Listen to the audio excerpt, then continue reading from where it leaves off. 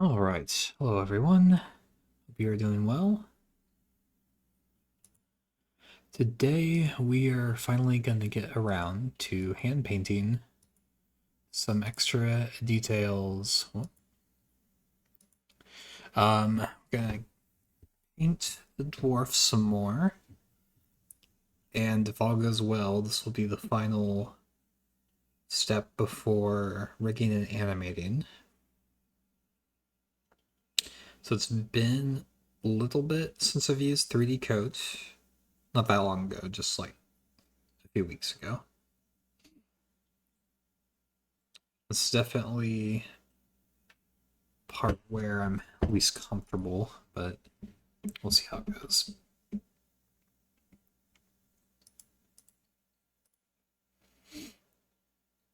So first things first, we're gonna do something a little differently. Um, I think I did some of this off stream, but I organized Blender a little bit here. So basically, I have the original clothing. That's all just going to be static, and it's not going to be rigged. It's just going to be there. And this is the low poly stuff. So this stuff that actually got painted, and I reproduced all of it. So I just copied it.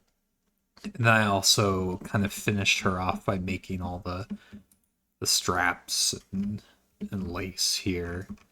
And I also added more of the grenades here. And this is what this is what I'm going to bring in the 3D code. The reason for that is I kind of wanted an idea of what the end product will look like. So, for example, we're gonna paint on ambient occlusion right here, but I kind of needed the strap here to know where to paint it. So, yeah, gonna export all of this in 3D Coat. And we'll also get the texture that we got from Substance Painter on there. So it should just all look like this.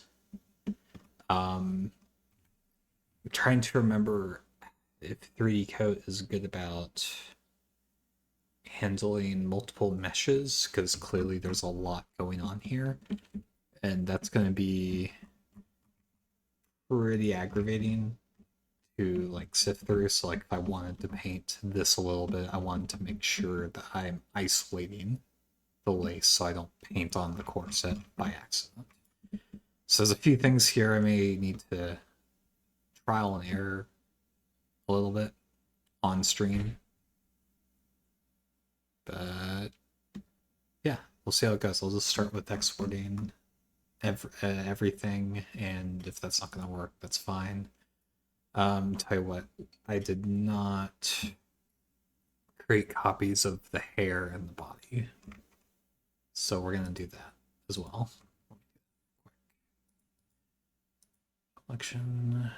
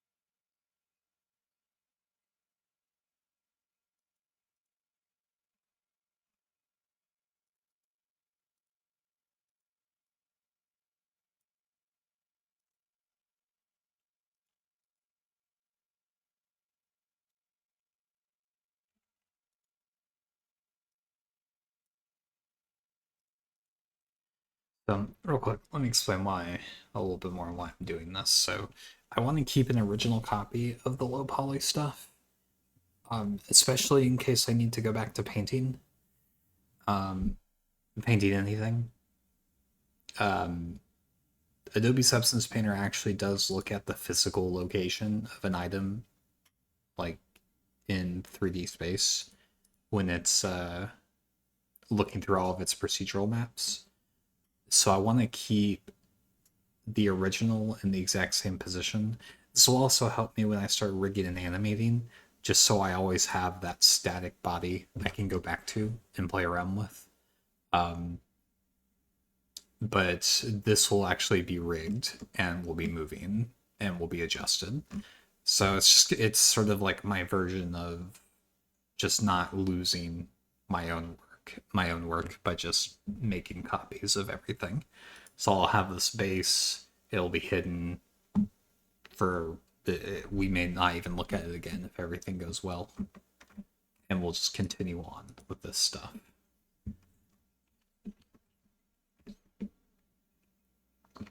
I should also mention these copied items here, like all the bombs here, they use the same space on the UV map, which is here. So what that means is if I paint this in 3D Coat, these will receive the same paint. So I won't be duplicating work effort or anything like that.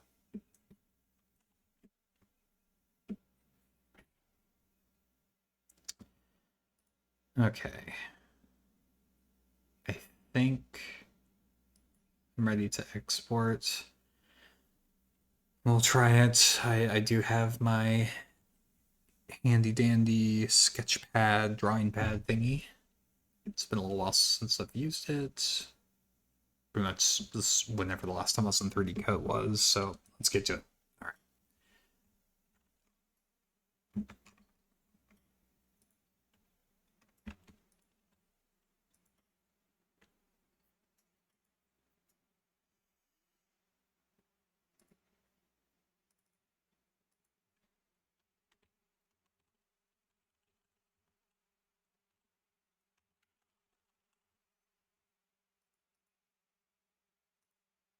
Some of this may be off stream, but I'm just exporting all of this right now. I'm just selecting a few options before I do that. Okay, let me make sure you guys can see 3D Coat. Yeah.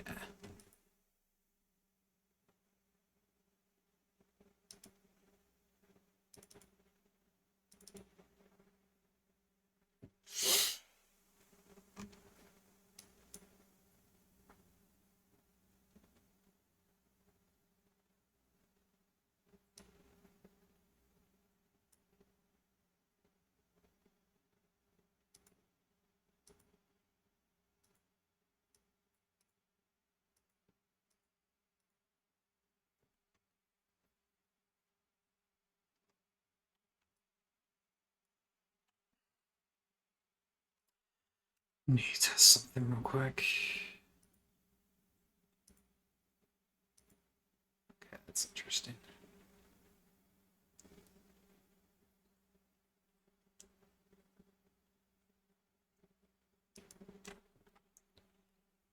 Yeah, I guess in the past I've usually would have the clothing separate on this stage as well, but that's fine. We'll just keep going. Let me start importing the textures here. Yep, UV set body, perfect. Where are we? Bombardier, body. Go. We'll do one more. And this will be for the clothing. Okay. And we're gonna go here.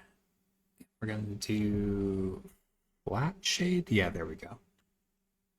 That's what I want. This imagery window somewhere else.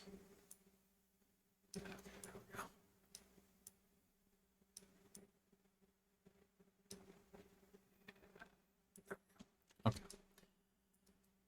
Okay. So we got everything in here. Zoom in on that part. So the reason why it looked a little weird before is 3D Go has like its own rendering and everything. It was just giving you like a bunch of different shading. But we're going with just this flat shading that's really only looking at the color. Like there's not really any lighting. It's all equal lighting across the board, at least as I understand it.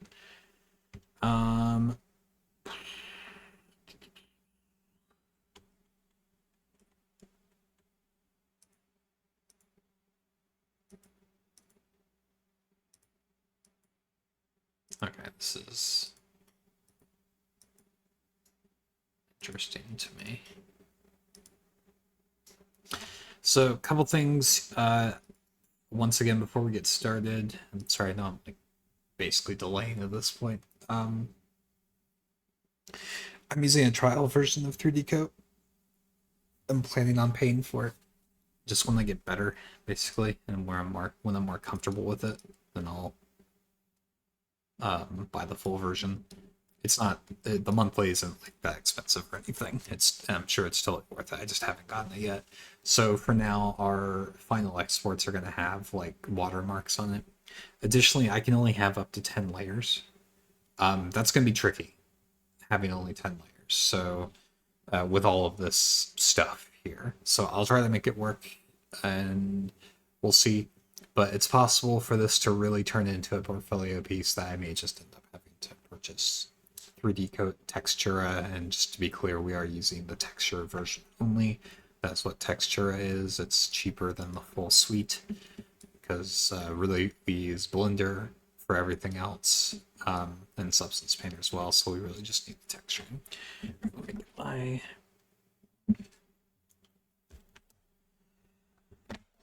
texture pad ready and make sure it's even plugged in. Yeah, it's plugged in.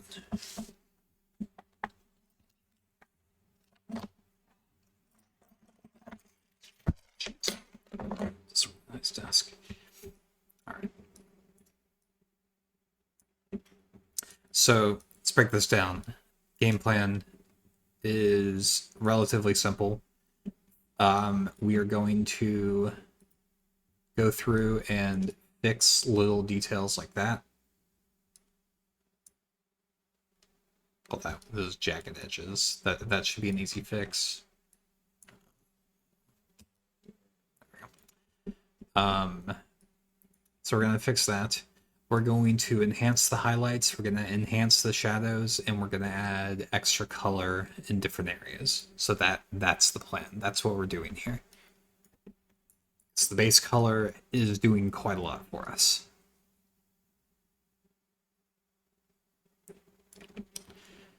I'm just deciding where I want to start and how to make sure everything stays segmented.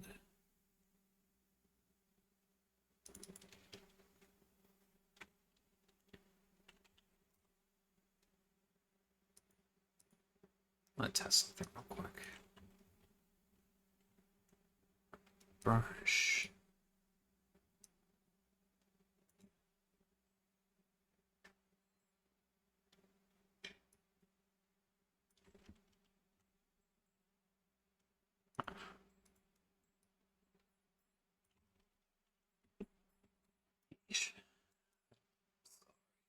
So long.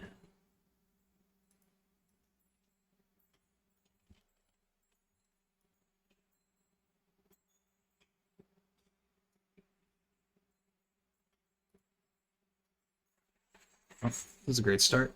Totally don't remember how to do it. Oh, derp. It's not working. Yeah, there we go. Is lower on the layer list.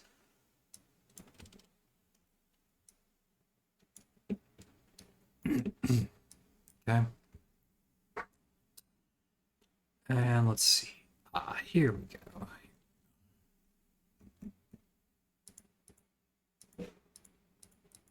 The hair.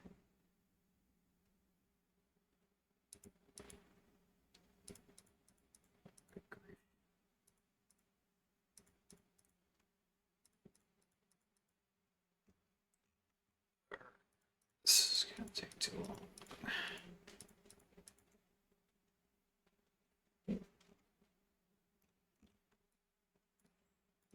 I actually wasn't expecting it to apply the modifier.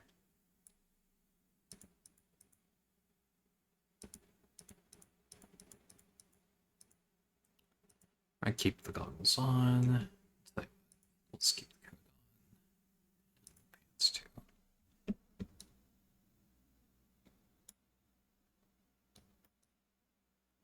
Okay. Less noisy.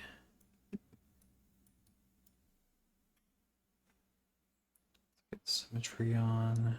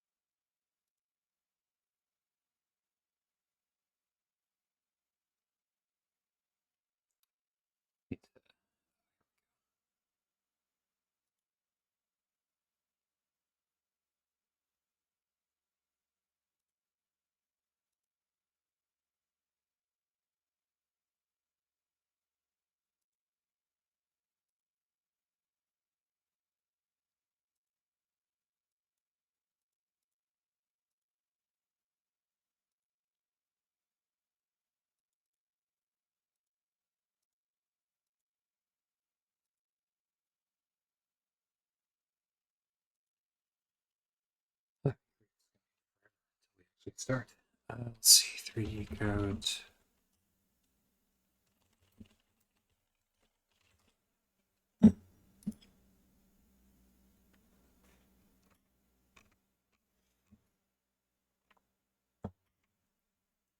Okay, let's see.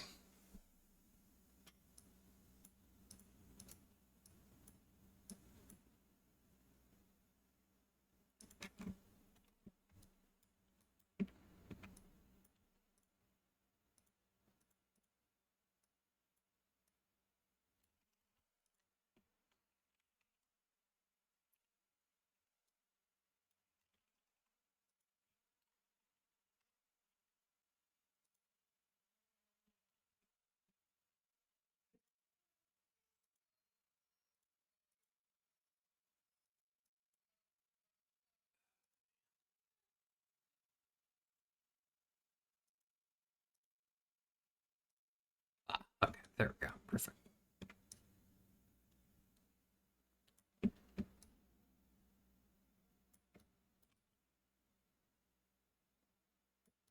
That's pretty close to perfect. It is slightly off, I think, but we'll roll with it.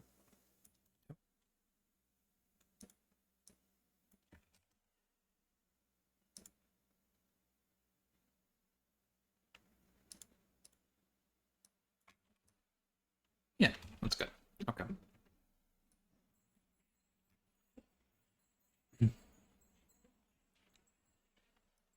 Let's see. Let's call this highlights.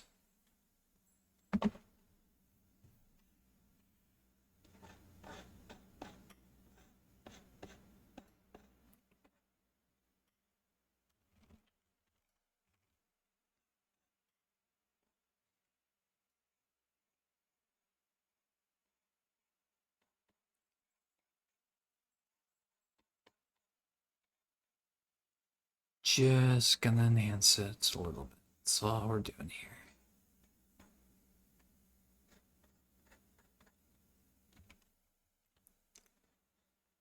We are gonna get the top of the lips too. Yeah.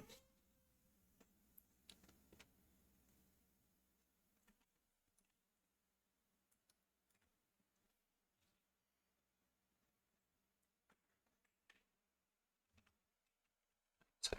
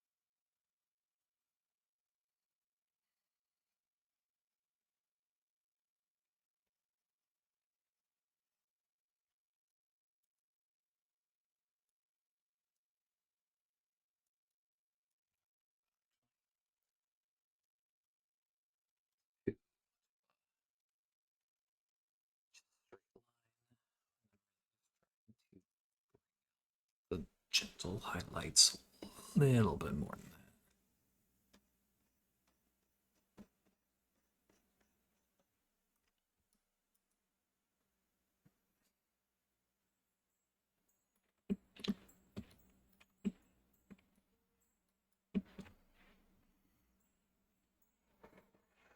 that. Oh.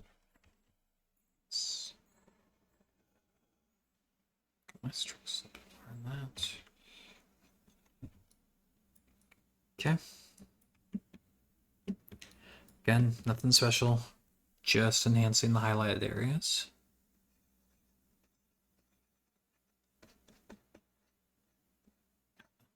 Together there.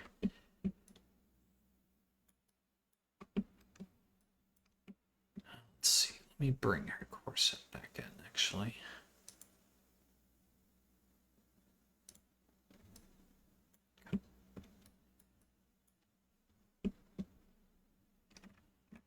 And let's drop the beard.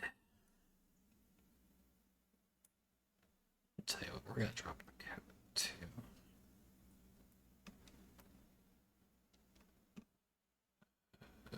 Good. Where the fuck is good?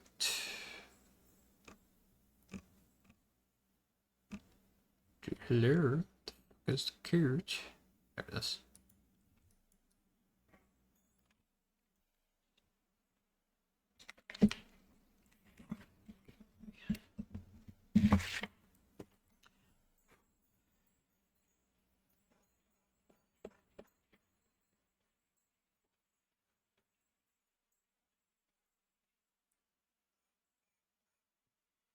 So guys, what is it?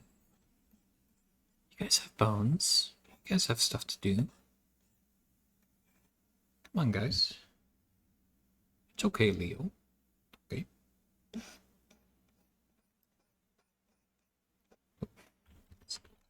Just trying to get a gradient there so it's a little more connected.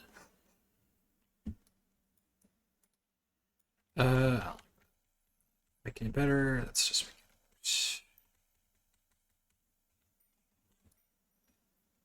I'm okay with that, kind of. It just needs to be a little soft.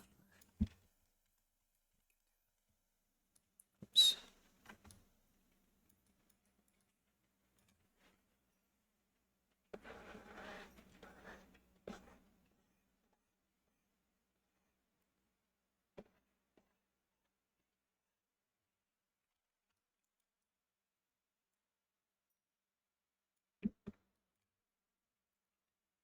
I think this might be an anatomy issue.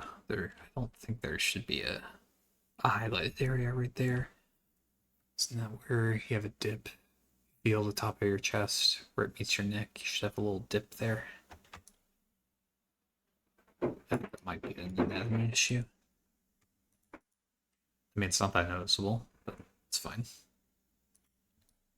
The reason I bring it up is the way I have it here is it kind of looks like it wants me to highlight it, but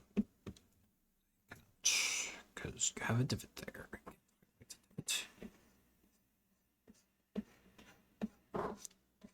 Just gonna get the top of the shoulder there. Let's look at the hands now. Yes, lovely. Love those hands. Jeez. Jeez. Alright, real quick, something I want to do. Kind of hard to say if we're really improving or doing the opposite, but that's why this is practice for me. We'll keep it. Oh, I didn't know there's that much clipping there, but it's fine.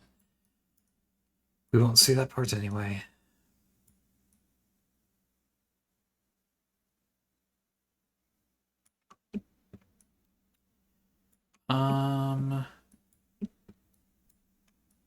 Well, with how we have the clothing, we do see the top of the breast, so we are going to highlight that.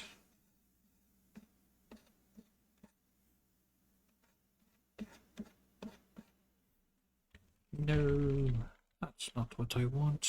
I want it to be more smoother.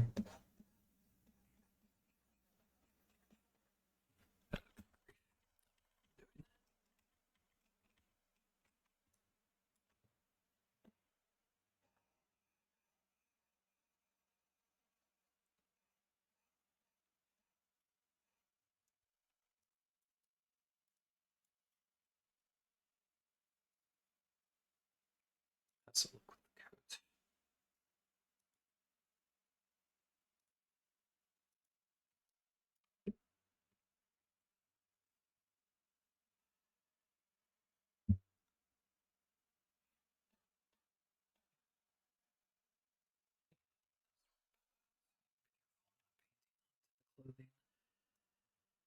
coat. Let's see. Was power smooth already?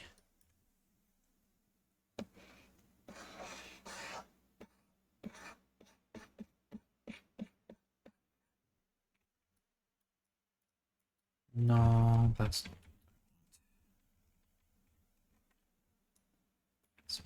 much.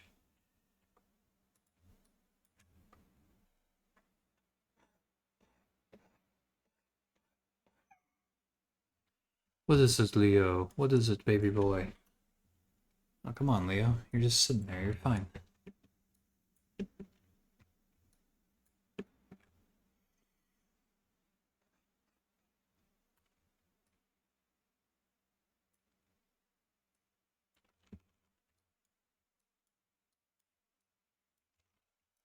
I almost do just like if I do that, that's using my mouse. But that's almost what I want. Is just more even shade. Well, let me get rid of it again. With more fall off and less opacity.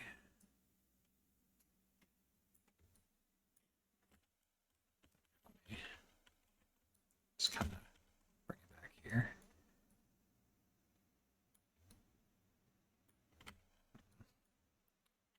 Even more fall off, I guess.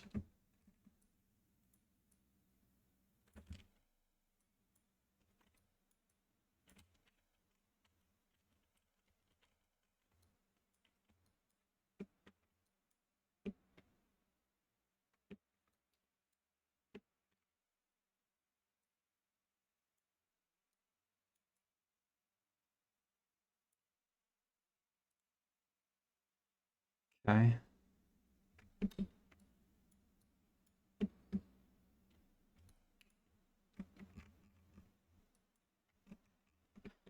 Let's do the nails. How do the nails get white? Let's see here.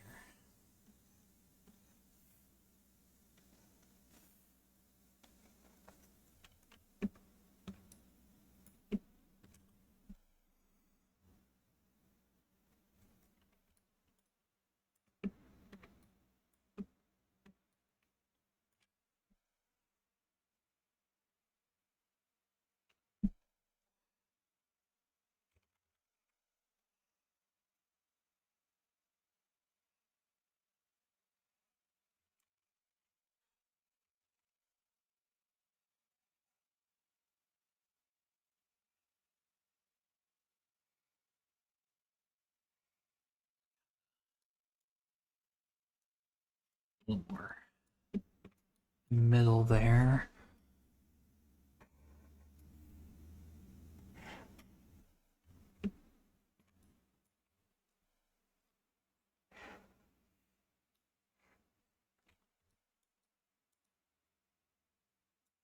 The nail shirt does look like shit, doesn't it? Let's do tools.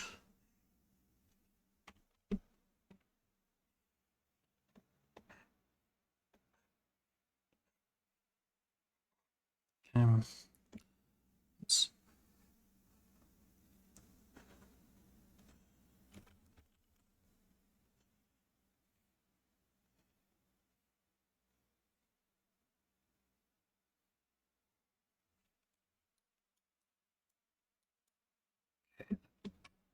it did sort of to give it more depth. It doesn't look that great Depth might be the wrong word to use. Let's see.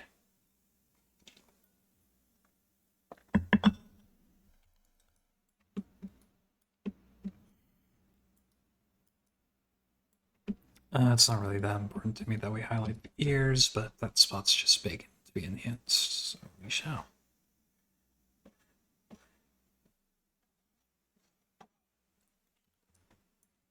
It's fine. It's fine. So fine. Really want to clean that up too. I think that's like ambient occlusion when it's baked in, but it's too detailed, like too sharp or something. I haven't quite figured out like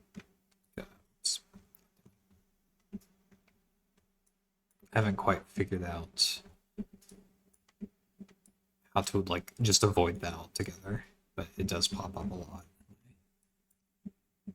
in my textures. It's not just there; it's all over the place. I'll try to fix that here. It actually might be even easier to fix in Blender. Blender's smooth tool is a little more forgiving than 3D Coat's smooth tool, and that's how I would fix it. So I just come in and kind of smooth it out, and you kind of lose all that weird texturing. So that's on the face too. The face is going to be tricky to smooth in 3D Coat.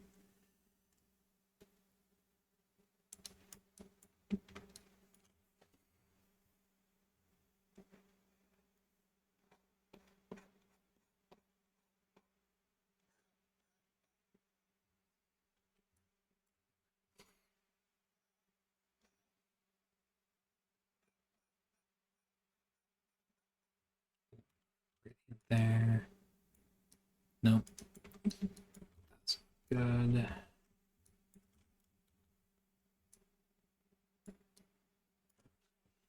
That's still sort of, I want those. I want just a little bit more right there.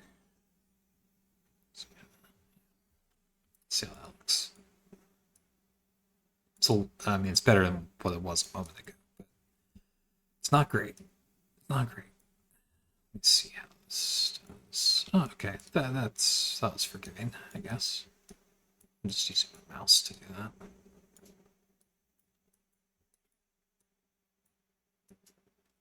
See, it does sort of blow away the highlighting a bit, but that's fine.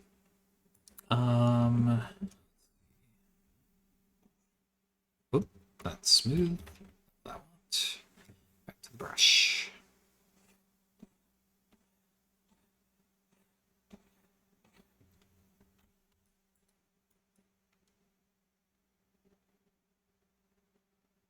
This is another area where just knowing and practicing with anatomy helps, just where which parts of the face or anywhere actually catch light. So you know exactly where to highlight. I used to be a little bit better with faces. But then I started practicing weapons up until pretty much this character. So I was practicing making weapons for like 2 months.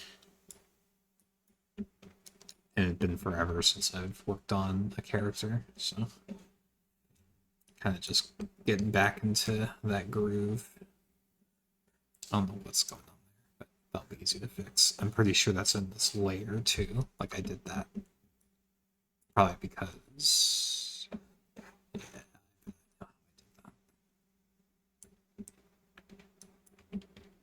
oh, that's easy to fix. Just do a quick smooth. Let's see. Is it not in this layer? Gotta be, right? Huh. Yeah, maybe it's not in this layer. Yeah, it's not. Okay, that's fine. Interesting, right? That's where the seam is when we made the UV map. So I kind of know why, like, I know why there's an issue there as opposed to somewhere else, but I don't know how the issue itself actually popped up. But the reason it's in that location is that's where I put the seam on the hands when making the UV map.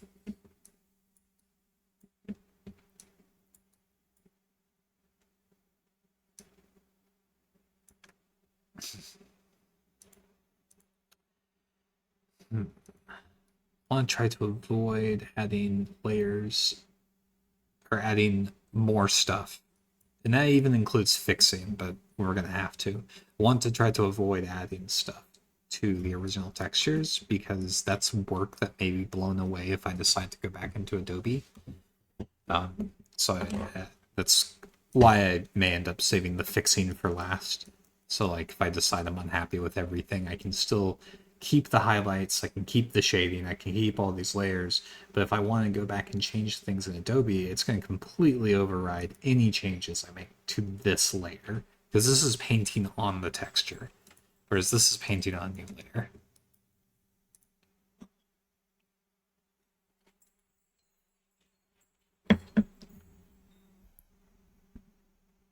Be right back. The dogs are intrigued by something.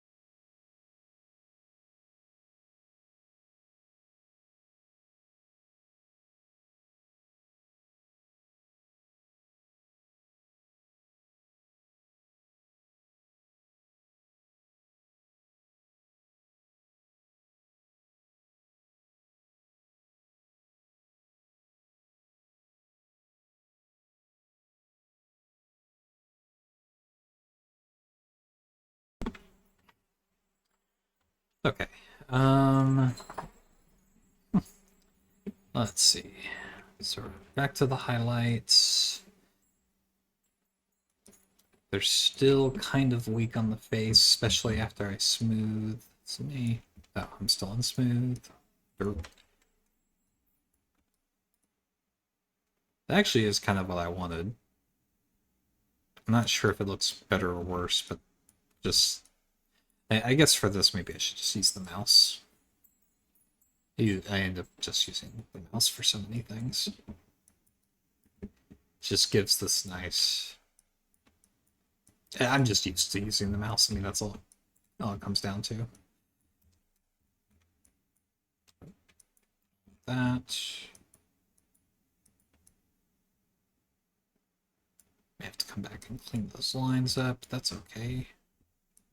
That's easy. That's not a big deal.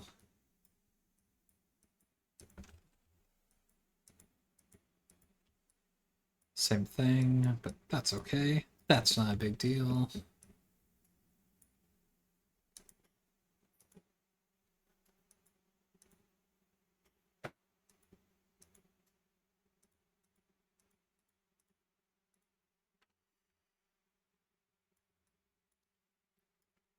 Let's get the tiniest of gradient there.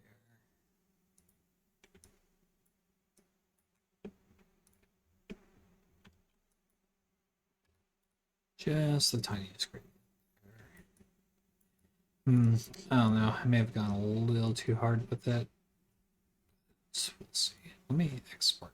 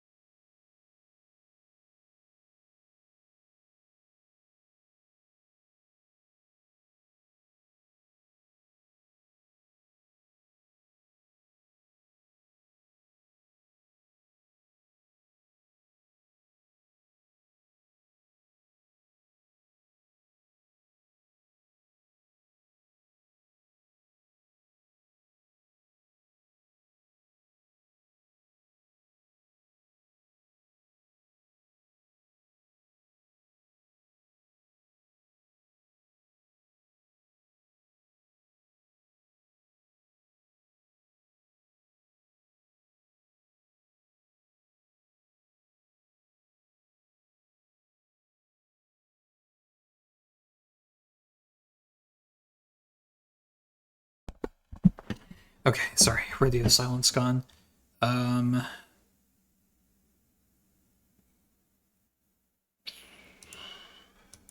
I'm not sure what happened there, but it sort of just whoa. It sort of just stopped working. So hold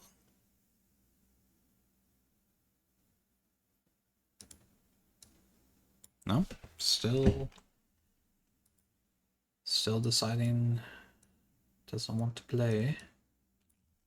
Hold on. Let me figure this out.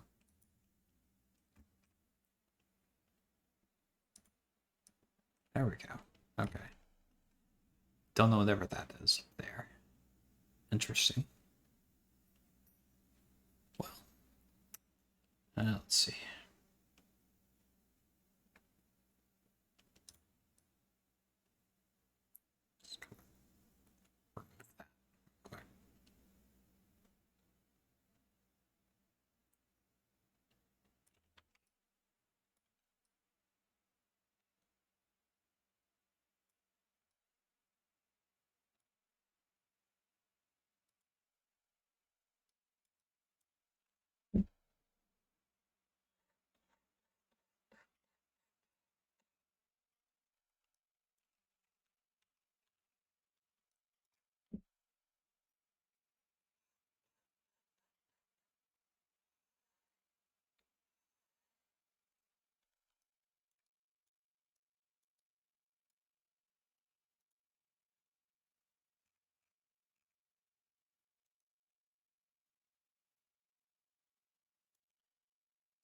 Goggles back in.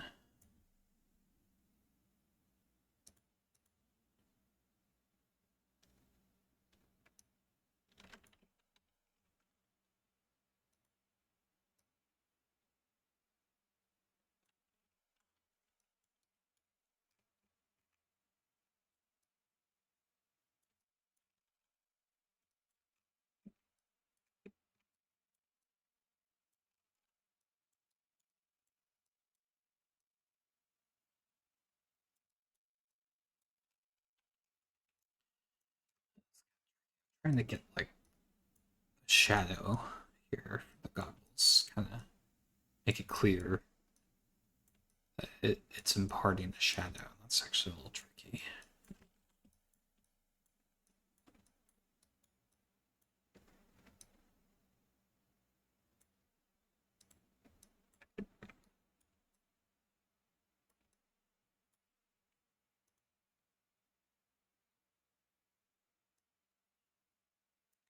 Smooth it out just a little bit.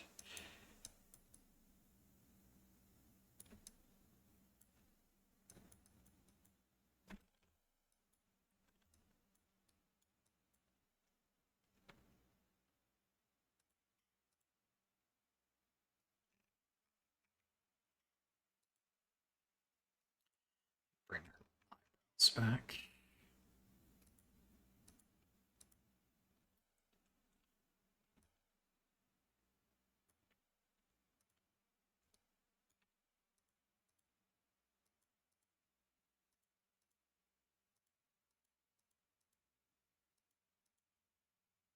Yeah, I like that actually. It works.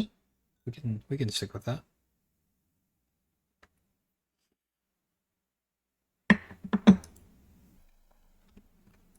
Let's continue with the shading of the body.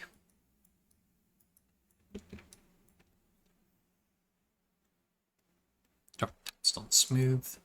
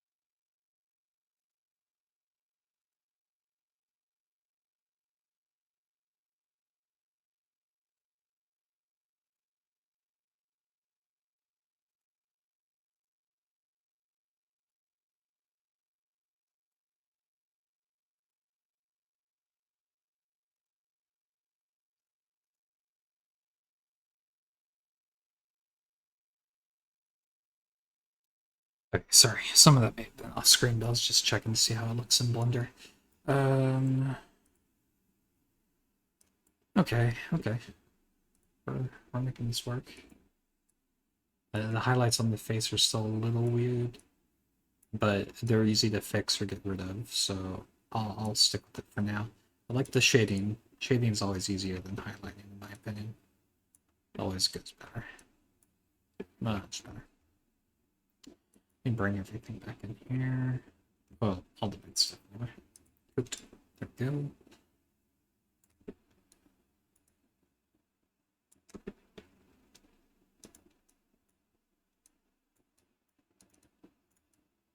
I feel like the base color, God, it just does such a good job.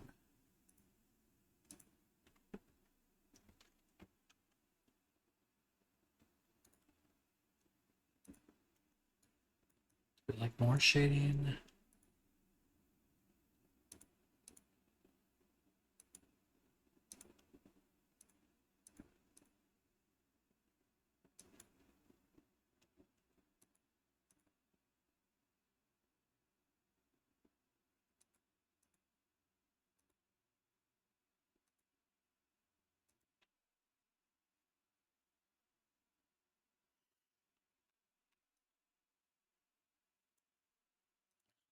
Let me duplicate that again. Let me see if I like more or not.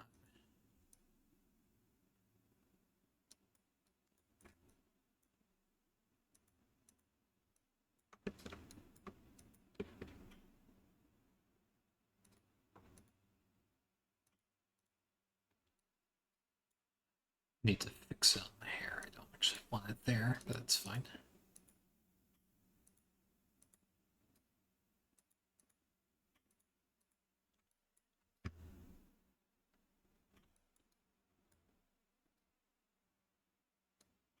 Okay. I like it in some areas, but not others. Specifically, I just don't really like it. I don't like the extra shading up here.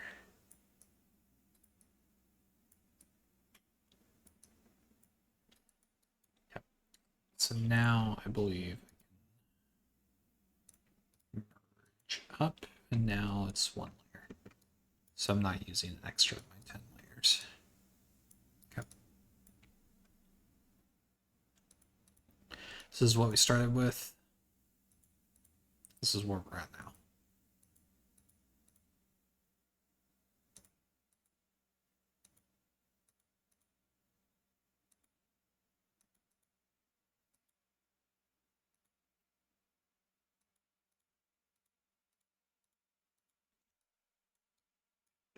Still,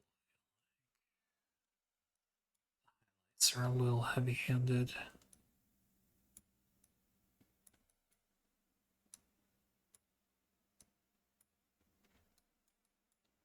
On the face, but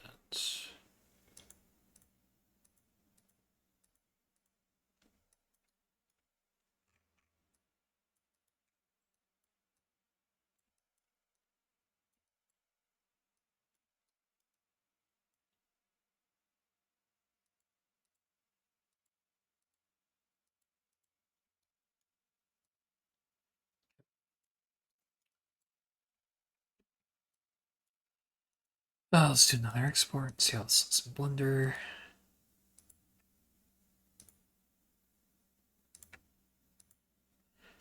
Let me do a quick save here. And let's see if I can get this up for y'all.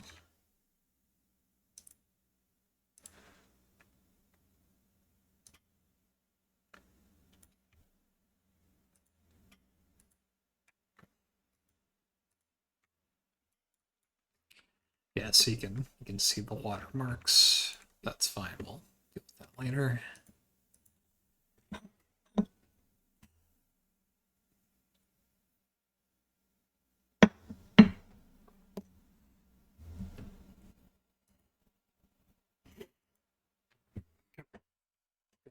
The highlights. Despite, oops.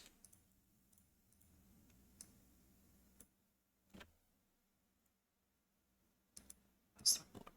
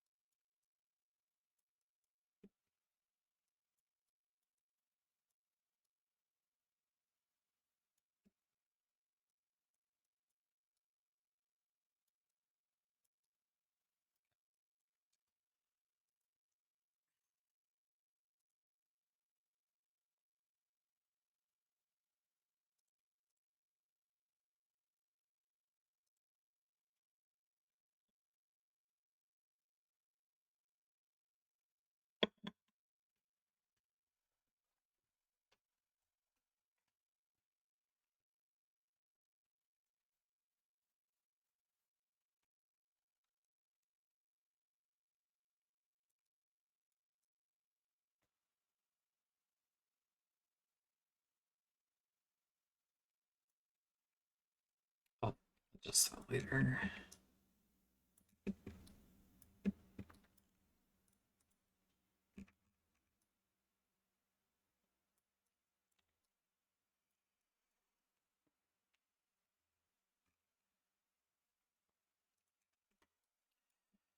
Let me see if I want to do.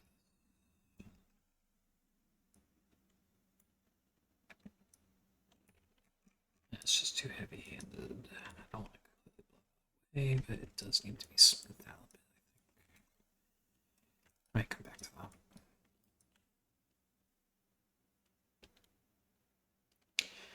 that. Okay.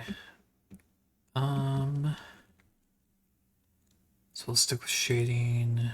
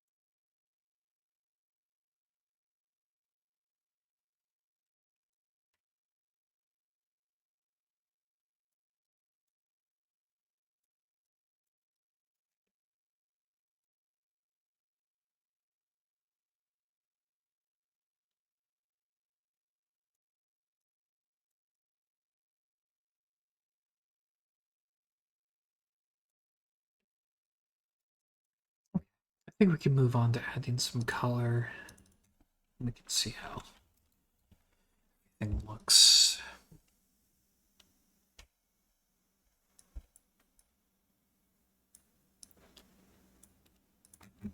Right, this may not make sense with our color scheme, but I'm gonna try it. So there's a rule of thumb when doing adding color to the face. So the middle you add a shade of red, the forehead you add a shade of yellow, in the chin and cheeks, or lower part of the cheeks, you add a shade of blue. The blue would be more pronounced for men with stubble, but this is a female dwarf, so she kind of will, she'll have a stubble.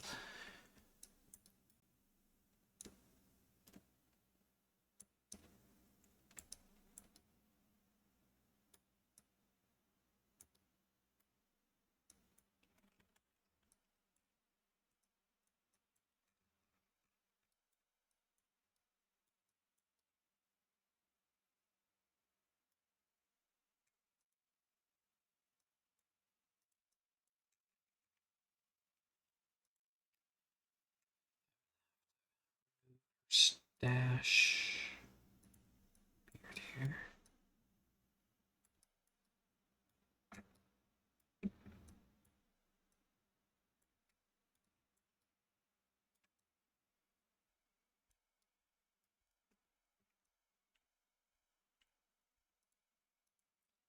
Let me go back to the red. We can tell.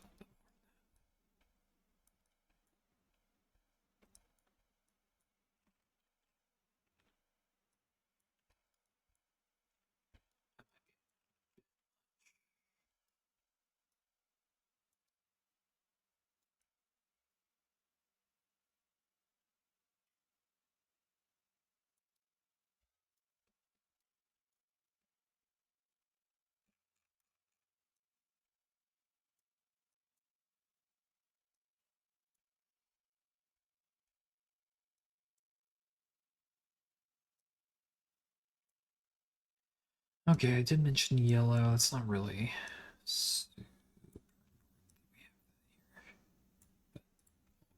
Do it. Not that color. There we go.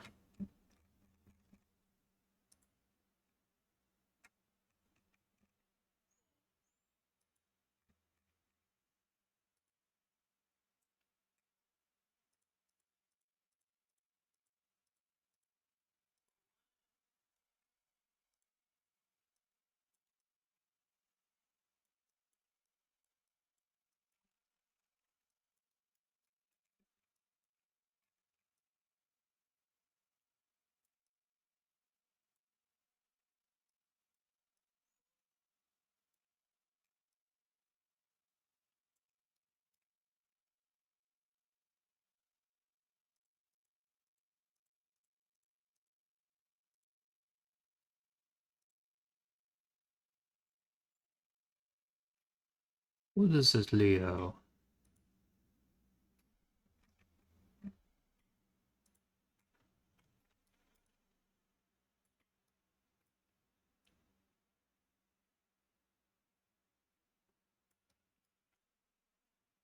Yep. Let me save that. Let's get that into Blender and we'll just check it out, see if it's even noticeable.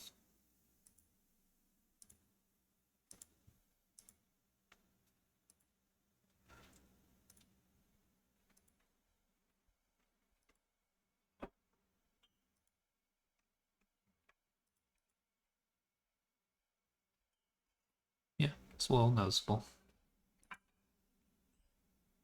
Kind of kills the highlights, but it is noticeable.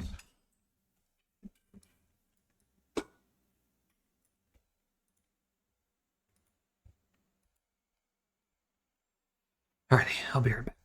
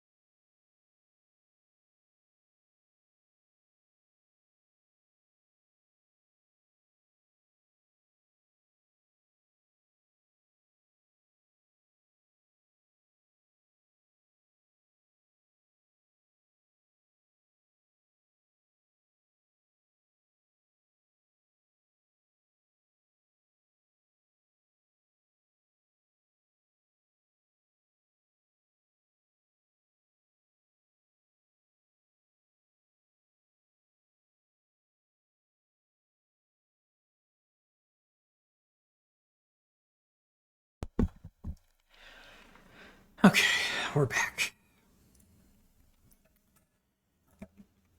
Let's see. Going back to color, the face is really the only thing I'm well practiced in.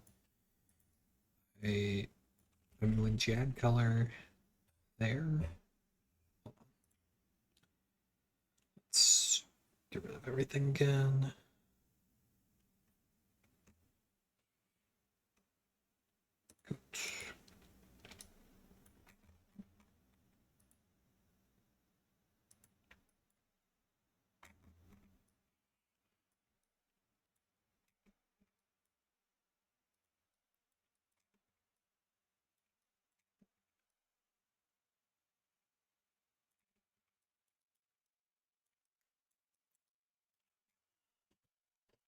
That kind of makes sense to me. Doesn't look bad anyway. So there's that.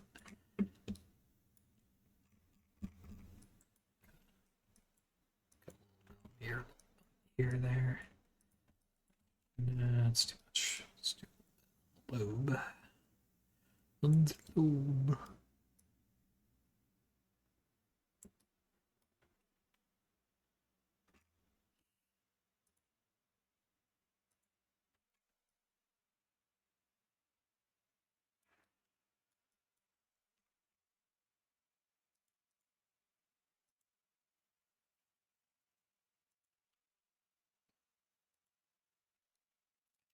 Well, we're at a point where I feel comfortable going in and fixing some of these unsmooth stuff.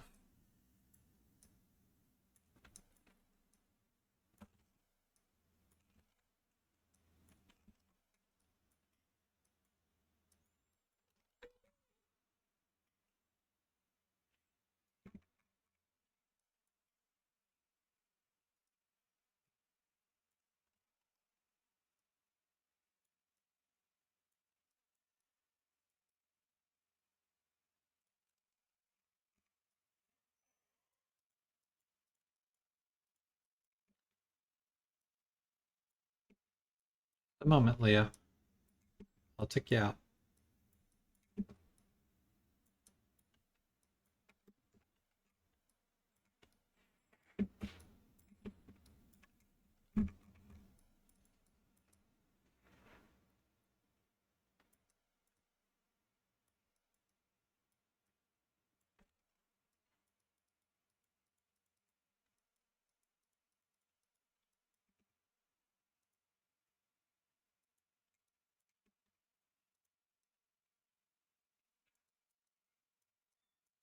Hey, Charlie.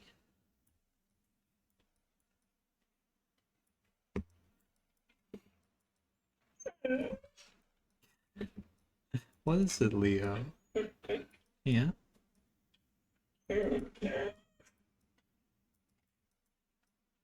Boy, buddy. I'll take you out in just a moment, buddy. Let me finish this up.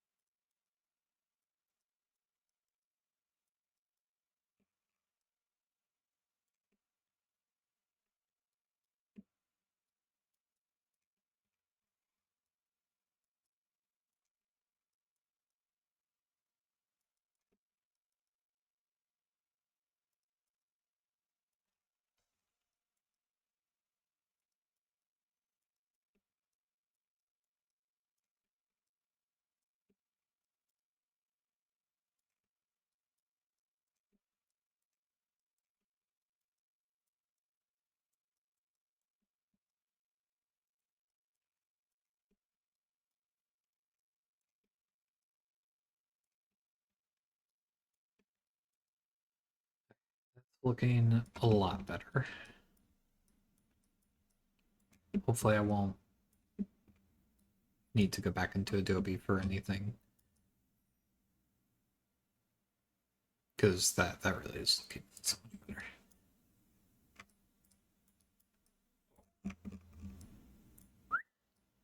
Leo, come here. Leo, come here.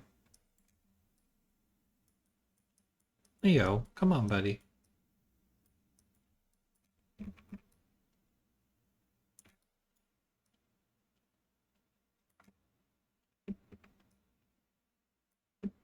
Leo.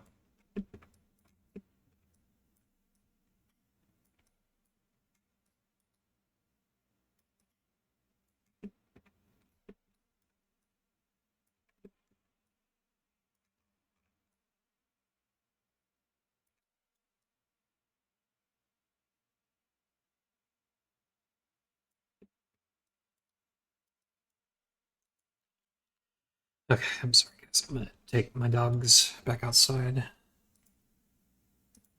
I'll be right back.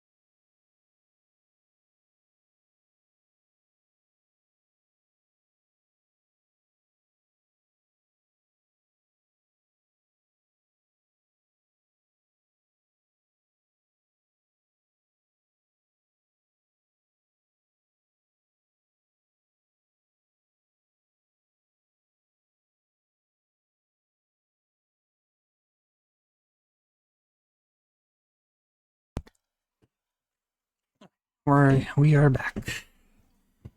We are really back.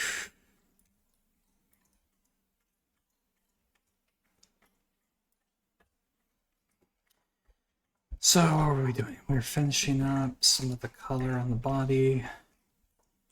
And I don't know if I was going to add that much more. Bring this up in Blender again. I think I already explored this, but just in case I didn't.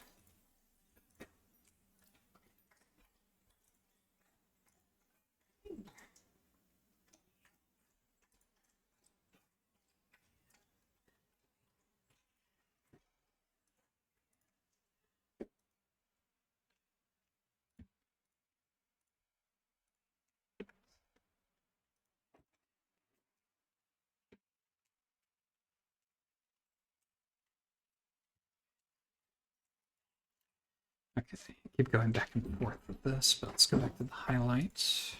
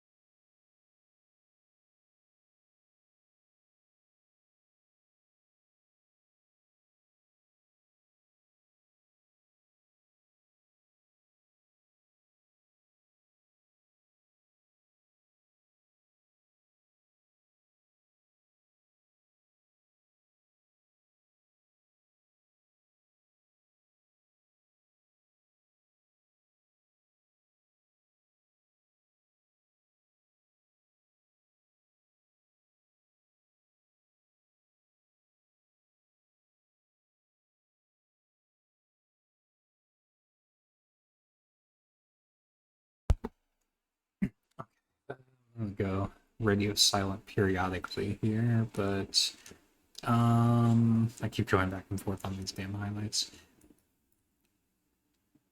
Tell you what, let's move on to the clothing. Really want to do something with this coat.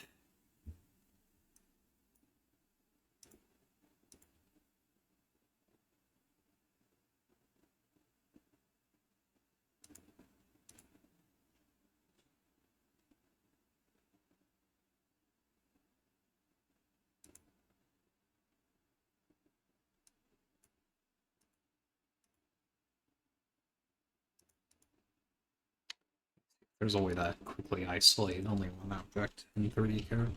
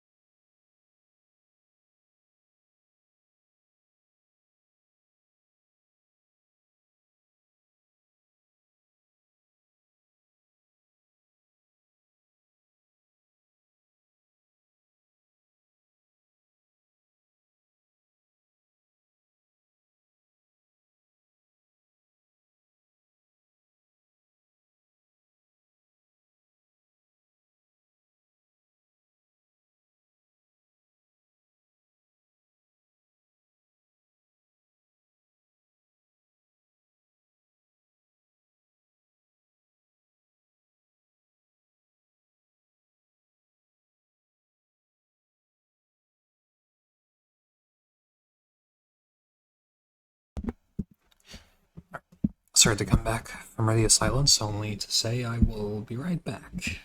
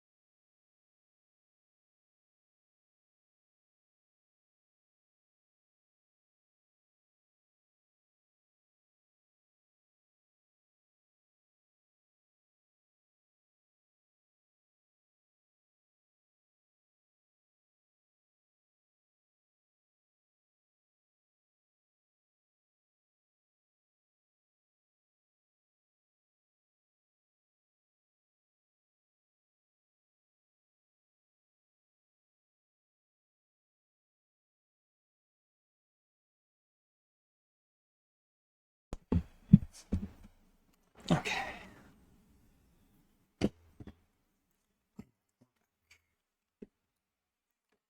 So once again, the highlights are kind of not doing it for me. But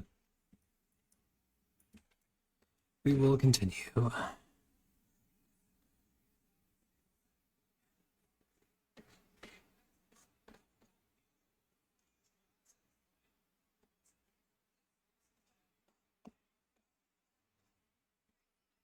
Shading's fine.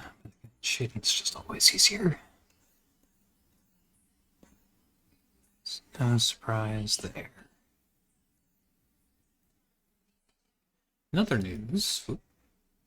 Another news. Hopefully I finish Code Vein today. Really want to move on to either Bloodborne or Elden Ring. We continue doing spell casting runs. So that's really the only build I've never ran in a Souls game. That's why I'm doing so many spellcasting builds in all my streams. Speaking of, that reminds me, I need to check the latest stream to make sure my mic is loud enough.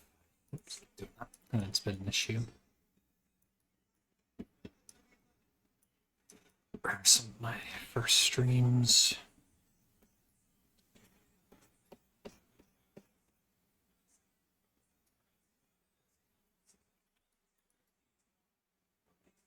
Kind of like how that gives it an interesting looking texture. It's not really on purpose, but I do like that.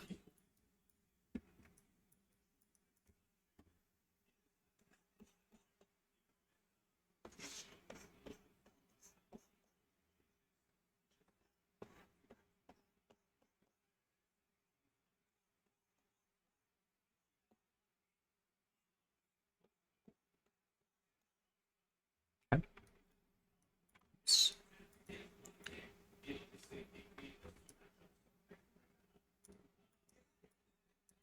Let's start looking into adding some color. Now this, I'm not super sure what I want to do, but got some ideas.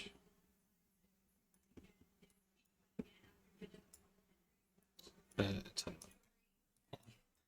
let me fix this here. The shading looks kind of weird.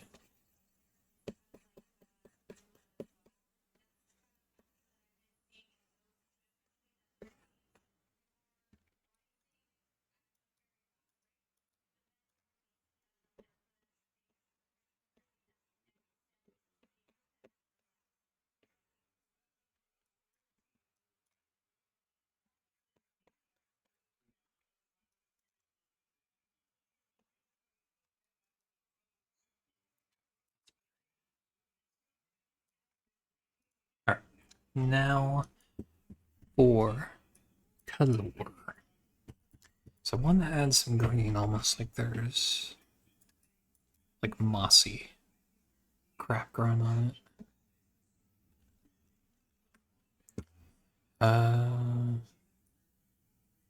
Make that more saturated.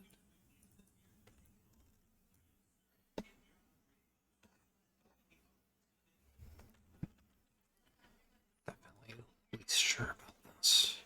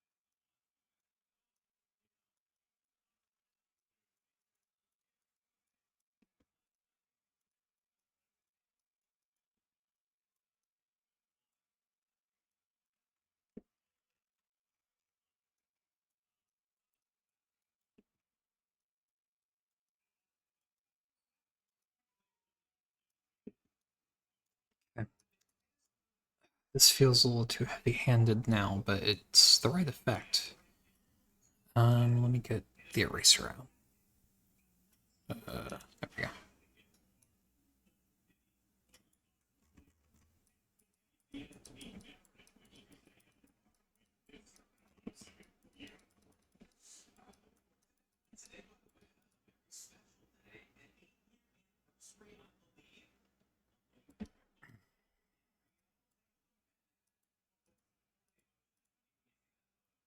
Well, great. Now I can't see it, so we shall go back to it.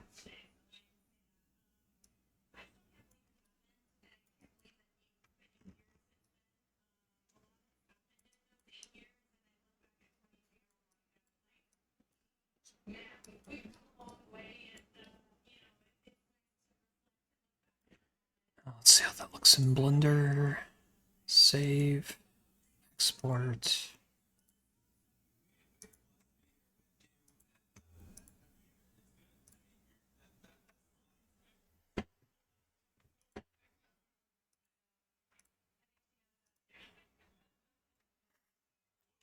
Not too much of a difference, really. Oh, I forgot to grab my coffee.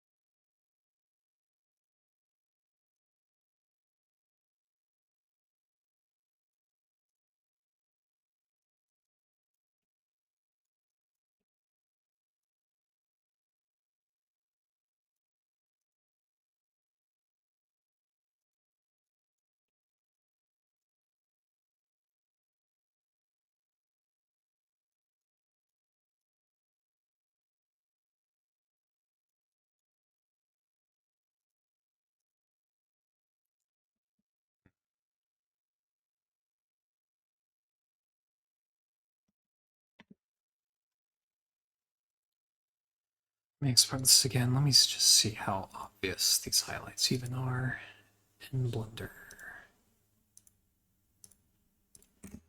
So, Blender up for you.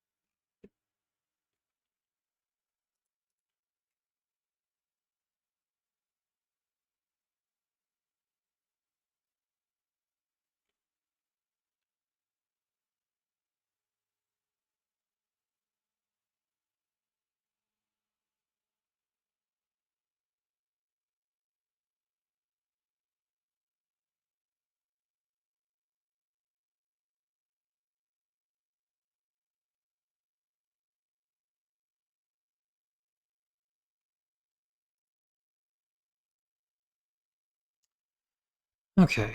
I mean, this is turning out. I think I'm going to move ahead, and maybe I'll come back to it later. It is hard to tell in Blender with all the watermarks that 3D Codes leaves. So let's move on to something else now. So that's the coat, and I left the goggles here, so tell you what, look at the goggles. Let's bring everything up here as well.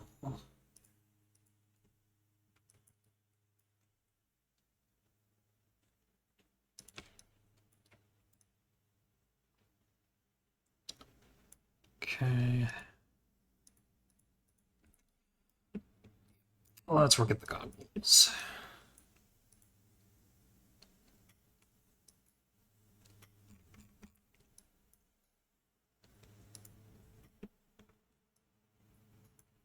So go back to highlights. The highlights on this are okay. They just wouldn't look just by default, but they just wouldn't show up from so far away. Let's make sure that's good there.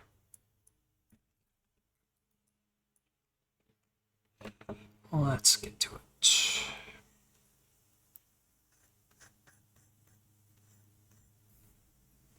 I don't like that blue. We're just gonna go white. Oops.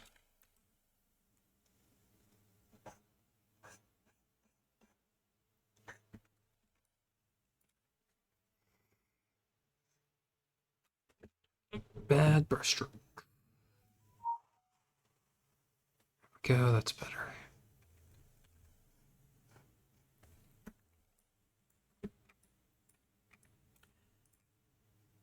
Just gonna bring this out a little bit more.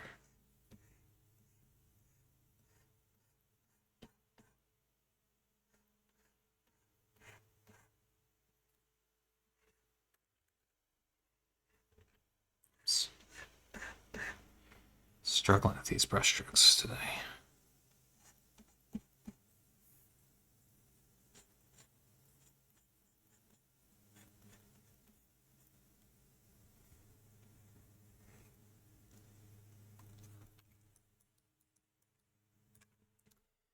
Just gonna smooth that out towards the end there.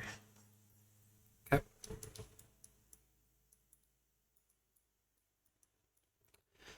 Up the opacity and do one more pass. That.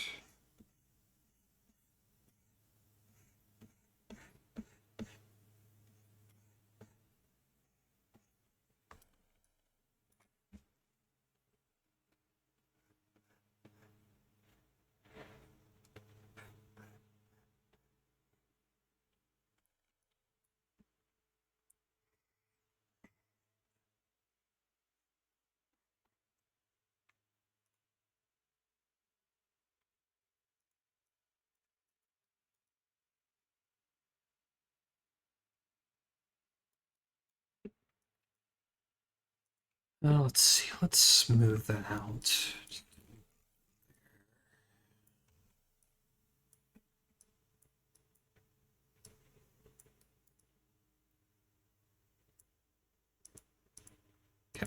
Yep, that looks good. Happy with that.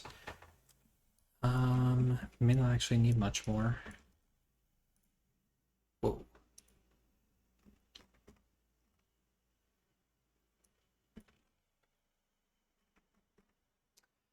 Let's bring down the opacity again. I'm just gonna do that right there. Yep.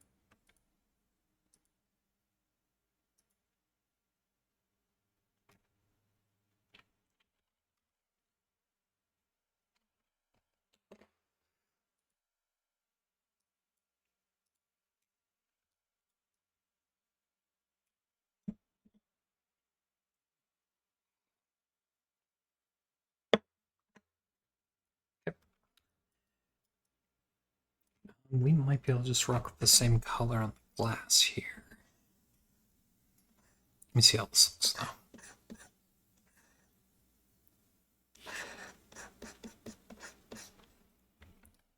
Better or worse? It's better. Yeah, I like that. Glass a little. Oop, too much.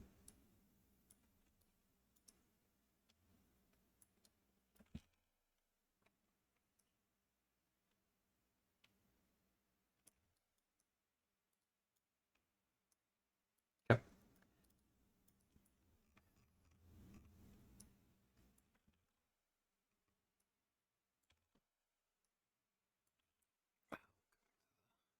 Drawing tablet for that. Yep.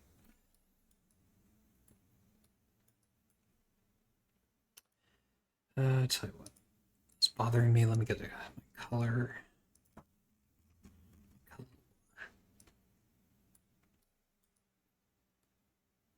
Yeah, okay. I like that. I am happy with that. Go back to highlights. Oops.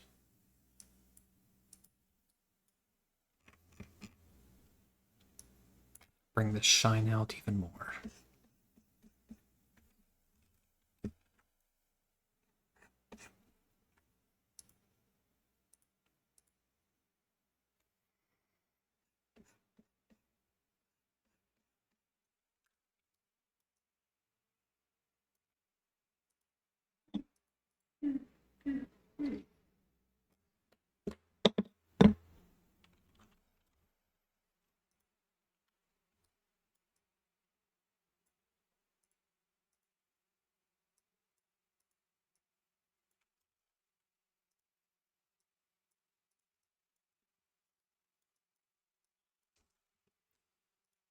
That even darker, and we'll move on to the shading.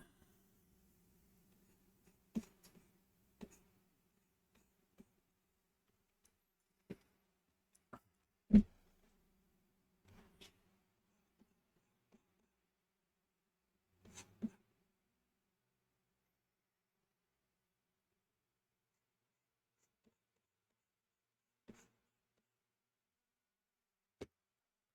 see a little bit.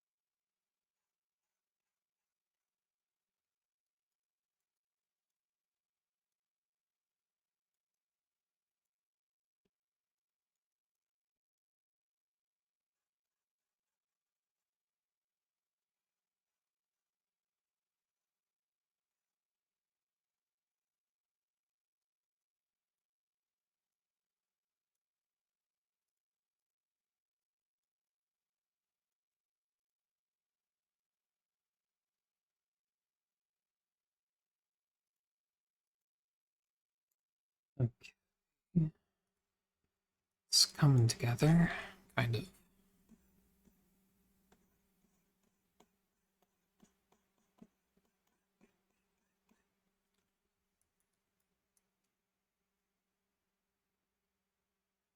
Goggles really are just in a good enough spot, really. I think I need to add too much more.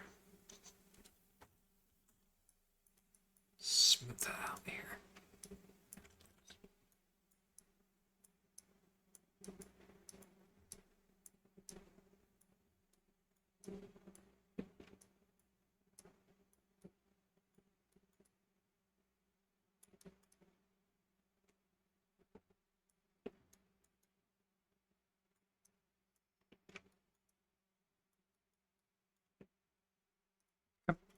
From here, let's get some on the strap.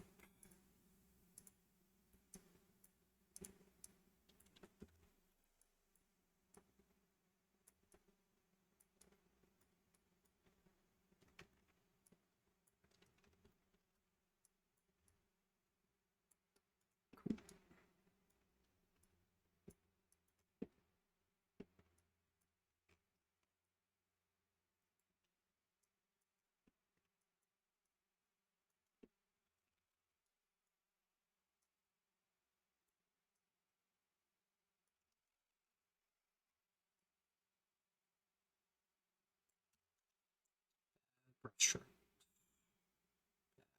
strokes. It's a little bit better.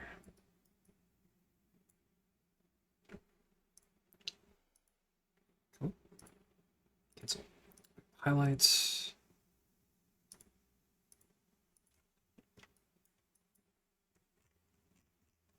All right, stop it. It's gonna be too much.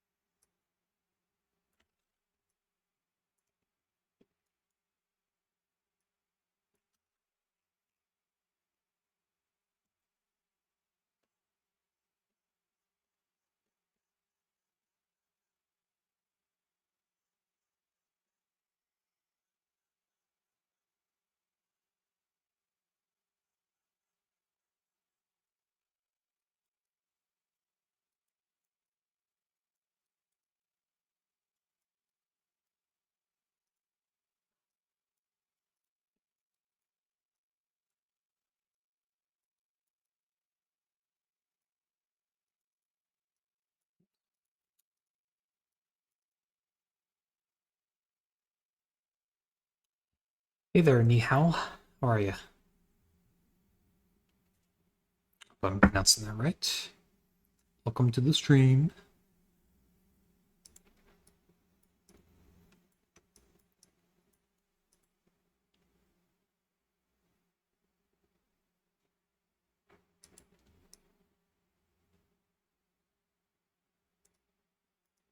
Okay, I think we're good with that. Yeah, I like that.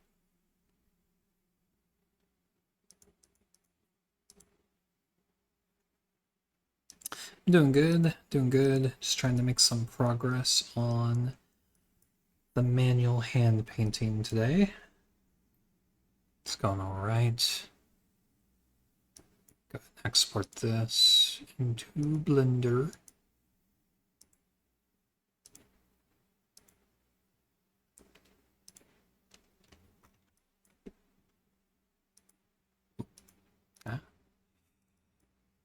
Go that up.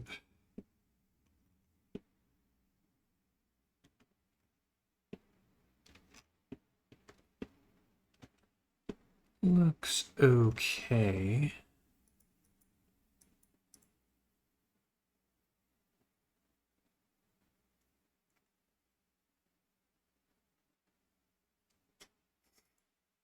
Oh, yeah, I'm working in between 3D Coat and Blender. So this is Blender right here. It's where I'm doing my render.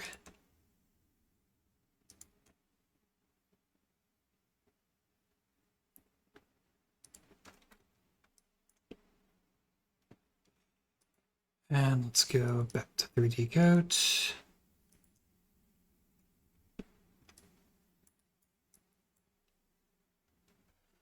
Okay. Goggles didn't look that great in Blender, like holistically. Everything. I may come back to them. I do like how they look in 3D Coat, though. I bring everything back inside what I'm going to do next. So, big clothing. Need to color the corset, the pantaloons. Yep, that's right. If all goes well and I'm happy with this character, ideally this character will make it into the game. That's the goal.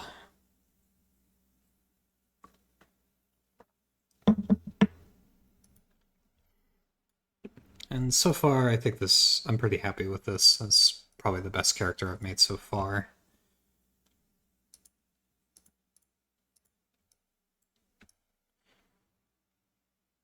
I don't need to spend too much time on the corset. Thank you, Nihao. Glad you like it. Need to clean some of that up because that's not intentional texturing right there. Also need to go through and clear those jagged edges, but I'll do that last. Like, very, very end.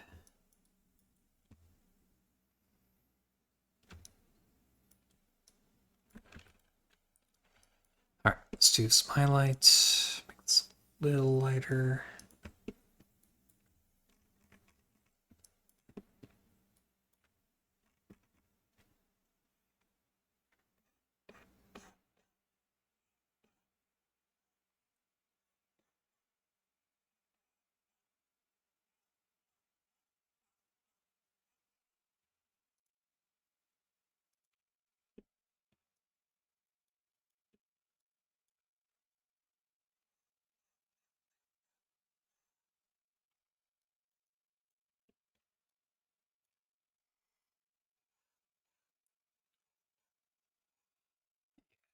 I think we can probably make this pretty quick here.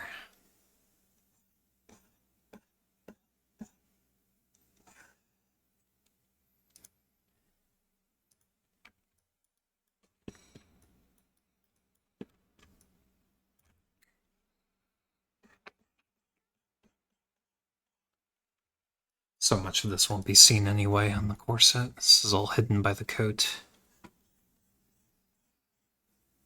But we'll do it anyway. Really need to go fix that, but I'll do that later.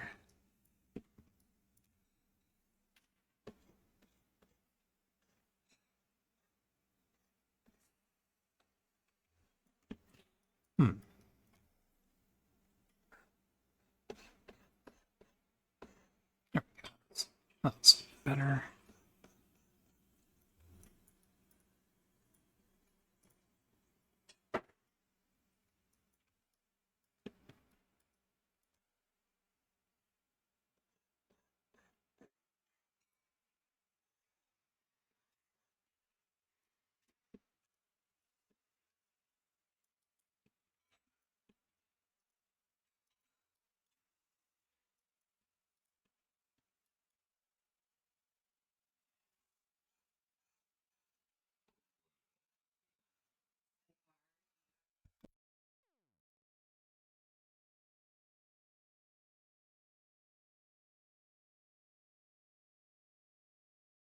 Okay, let's get right into the shading so those highlights become more apparent.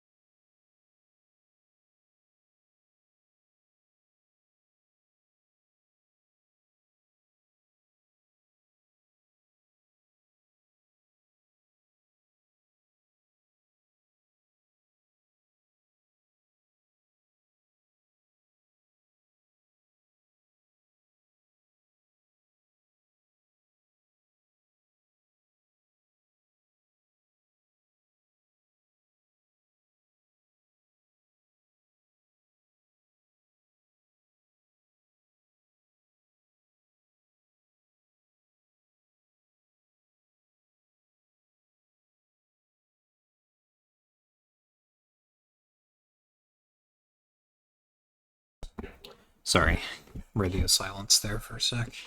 Let's go.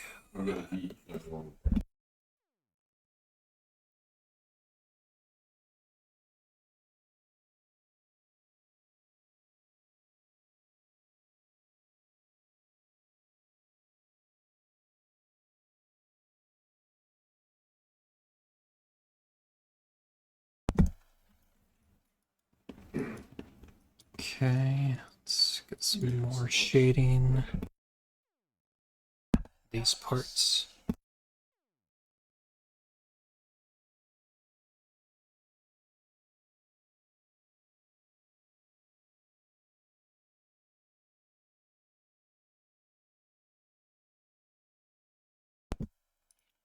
Okay, I could probably turn up the opacity. I can barely see what changes I'm actually making with that.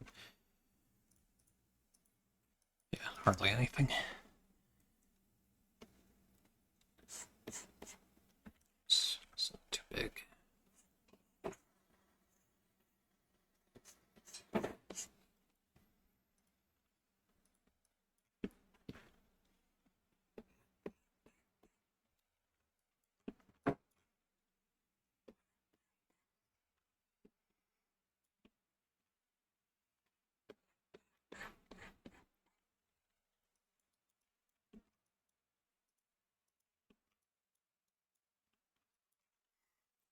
What kind of games are you into, Nihao?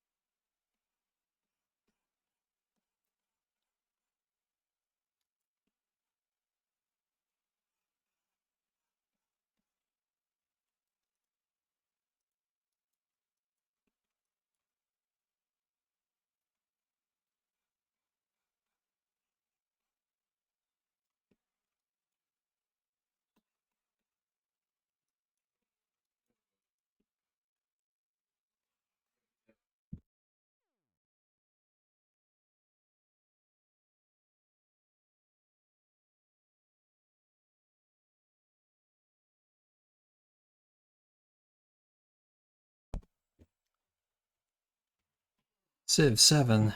I am looking forward to it. Need to see if they've released the gameplay for it yet.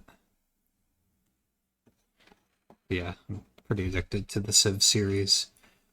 And this character will be for a roguelike. It's like roguelikes are the only genre I've ever like binged, like just buying a bunch of them and playing them. Lately, I've been playing a bunch of Souls likes. Still trying to finish up Code Vein.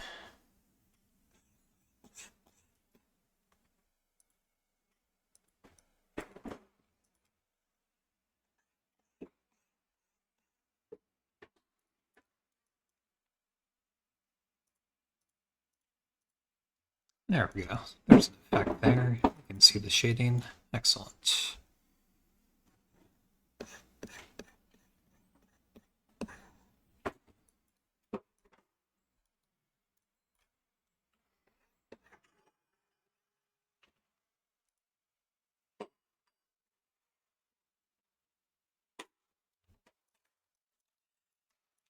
Yep, they are frustrating. I've been streaming them, and I think a large portion of the stream, at least the streams where you can hear me, I'm getting pretty frustrated with them. It's all part of the fun. It's fine.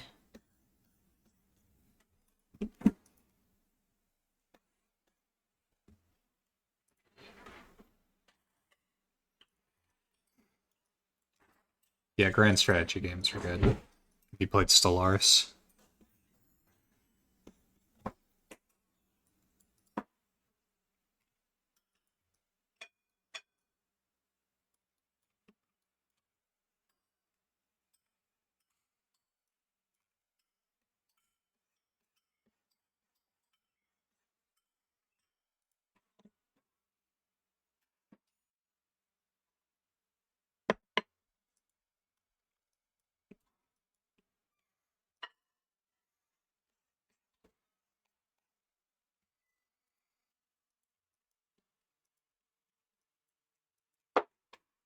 Definitely recommend Stellaris if you haven't tried it. It's very good, very addictive as well. Fun for just bot stops too.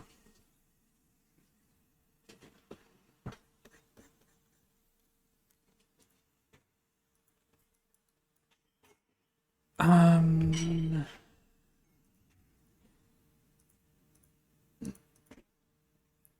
do a little bit more on the highlights. The shading's fine for now. Yeah, that color. And I don't know if I'm gonna add much color to. Actually, I don't. A little more pale.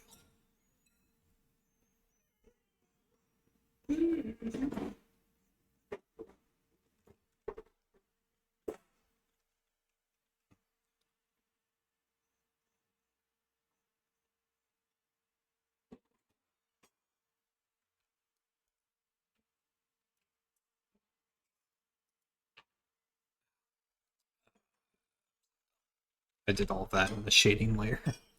Dirt. To do that in the highlight layer.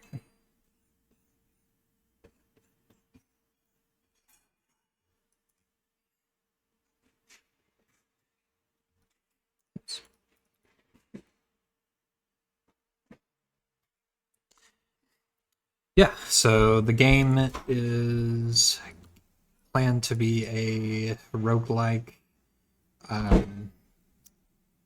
featuring dwarves as the main playable characters. Uh, Isometric, top down, kind of following that trend. You descend further and further down a mountain, and being a roguelike, when you die, you do start back at the very beginning, so you try to see how far you can get each time. You unlock like new items that can be dropped in the run that exponentially increase your power, and it's kind of like just think like you start getting like chain reactions and just lots of stuff while fighting enemies. Yeah, and hopefully if I can make it like this, I want to make it pretty zany, like have a lot of humor in it. Um, so like the characters are all gonna be zany. This here is a female dwarf. She's gonna just like throw bombs as her main attack, kind of like Engineer if you've played Risk of Rain. And I'm also making sure all female dwarves get beards, of course. I have beards. But yeah, roguelike featuring dwarves. That's the game plan.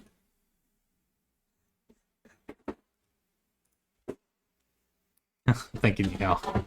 I'll need all the good wishes I can get. It's gonna be a long, long road.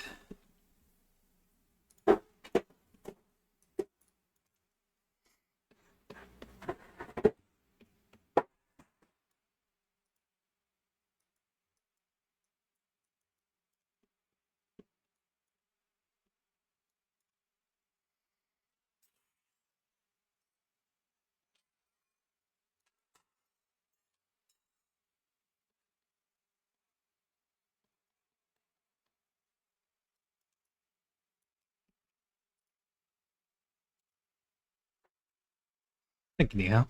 It's a lot. Unity. Gonna be Unity. I think Unity is the best option for a beginning game dev. That's also a part of the reason why I'm doing a roguelike as well. It's a more accessible game for someone with next to no experience.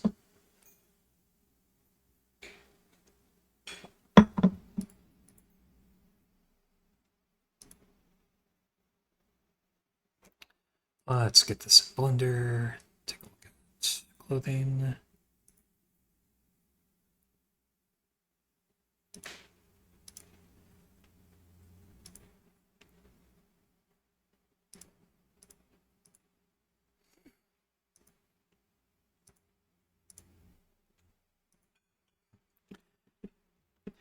As expected. Can't really see any of it, but it's there.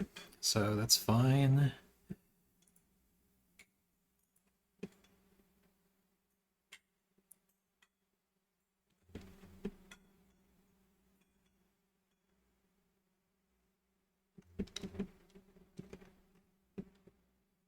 flipping through, but I'll solve that later. That's something that I solve in Blender. And we have watermarks. So I'm using unpaid version of 3D Coat, but I'll rectify that pretty soon, especially if I can get this dwarf to a good point, because I think it's good enough for a portfolio piece. Let's go to the pants now.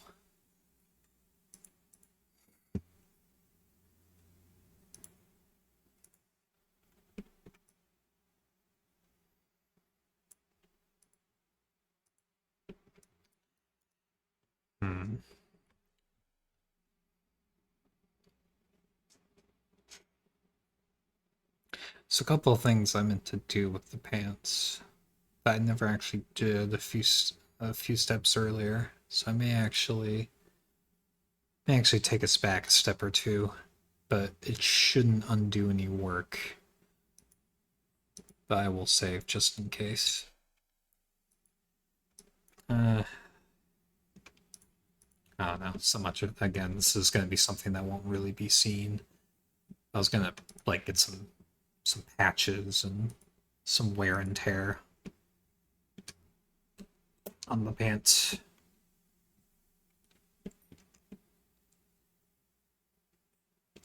Yeah, we'll go ahead and do it. If it's the theme, and it'll be quick, and we'll get to see some Adobe Substance Painter as well, because I'll be going back into that at least briefly.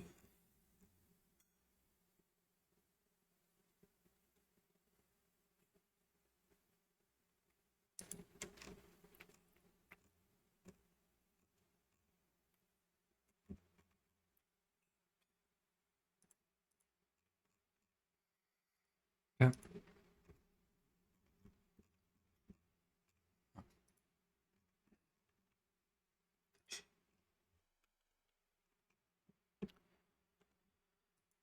So this is the high poly right here.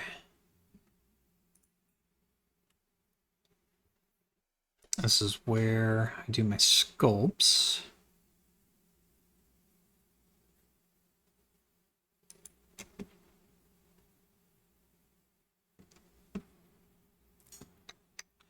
I have to be a little higher poly than that, so let's go ahead and do that. That's fine. Sculpt mode. See what that gets it to. Nope, that's not what we want. Hold on. Before I mess with that, let me see if I can get away with this at its current poly count. I don't think I will be able to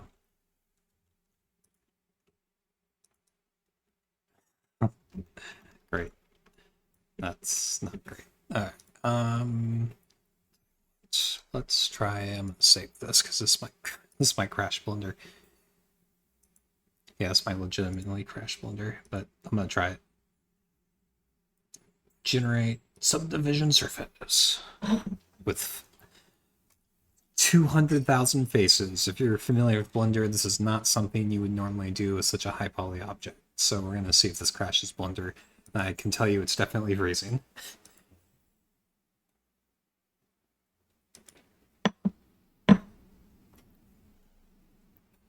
Sculpting's a lot of fun, anyhow. It also comes pretty naturally. It's really more about learning the program than it is learning the art, if that makes sense. So I found it pretty accessible.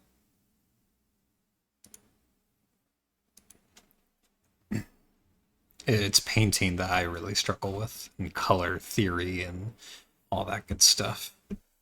Hey, that worked. If this were an earlier version of Blender, that would not have worked. Alright, let's see if that's good enough.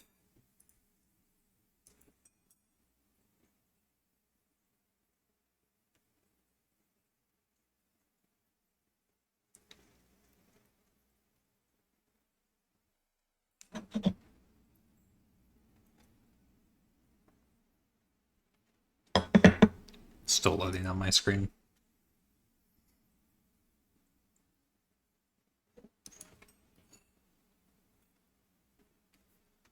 So what I'm doing, I'll explain what I'm doing. I'm trying to make the high poly sculpt here even higher poly very quickly by using a modifier called subdivision surface. It divides every face, and we end up getting 4 times the faces.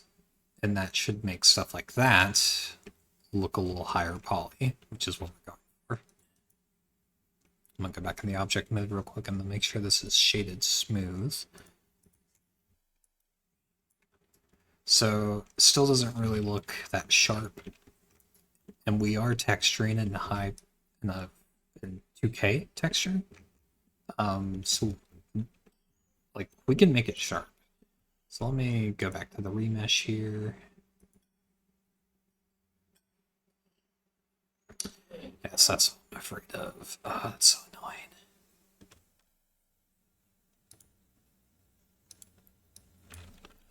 Let me see. I don't know. Oh, I know what's happening. Rats.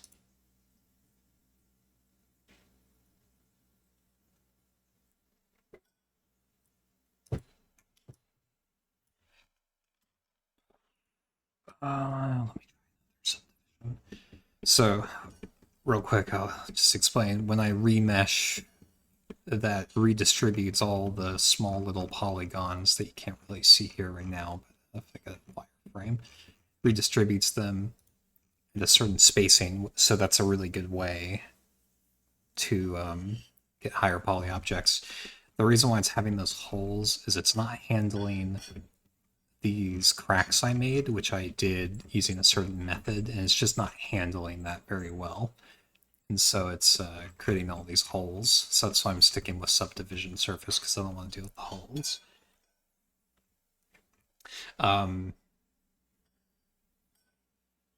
Watch love tutorial. Yeah, yeah. I spent a lot of time sculpting. Let's see. I started a little over a year ago, and I must have been practicing most of the day. But that said, I did pay for some courses. Website that frequently puts stuff on sale called gamedev.tv. But you can find some of their stuff on YouTube too. Like you don't have to commit to paying anything. They introduce the right concepts at the right time. So it's kind of hard to show without actually doing the sculpt, but you want to kind of look into phrases like I'm not doing another subdivision, so I'll get this loading while I'm chatting here.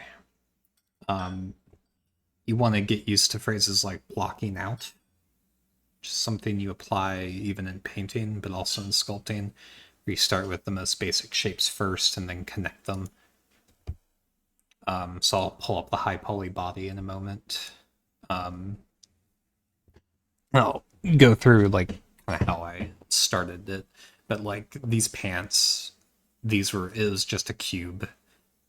It was just like a diagonal cube that I extruded and then slowly molded afterwards. And I do also use a lot of sculpting tools too, so I have put a little bit of money into it. Like you saw how I have that patch. Like I'm not actually sculpting. Like it's just like its own sculpting brush that I purchased that just adds a patch. Yeah, sometimes it just takes practice. All it comes down to, and also make sure you have your references up too. Like I had a reference for the female dwarf up, and I'll show it here in a sec. That helped me follow a basic shape at the beginning. A Blender succeeded. This is becoming very high poly. 3 million faces. Nice.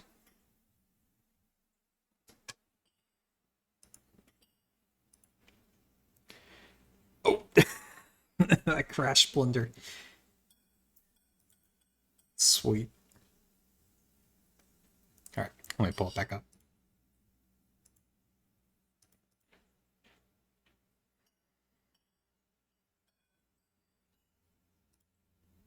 Let's see if it auto saved at the quit there.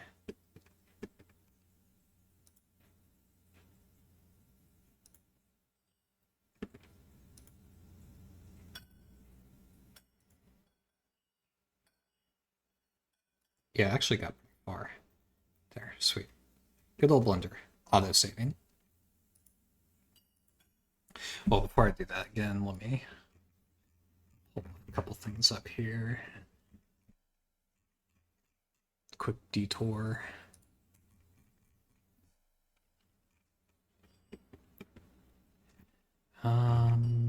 Let's see. What are my references? Oops. So this is part of my process. I'll bring in very generic references, and this is one of the few uses for ChatGPT, which is to give me some ideas based on the prompt. Like I knew I wanted a steampunk dwarf with striped pants, a trench coat, and purple goggles. And that just gave me an idea of what it could look like. I didn't actually end up using that reference though, so it doesn't really matter. I used this reference for the base body, and it also helps with anatomy too. Yeah, definitely make sure you're using that latest version of Blender. They've improved. I was using 3.6 just last week, and I would not have been able to do that first subdivision. So now I'm using 4.2, and I'm actually pretty happy with it. Let's see. This reference was for retopology. So retopology is just making the low poly sculpt using references on how body flow works. Get rid of all that.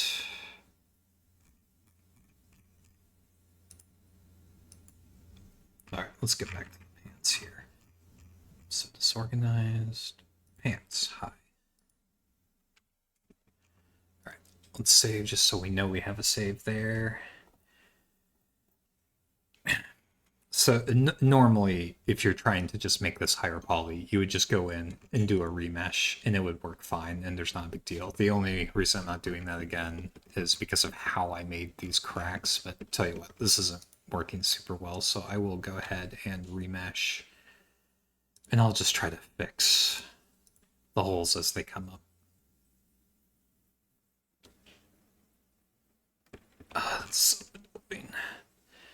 Is it only in that place though? Yeah, we can just fix that.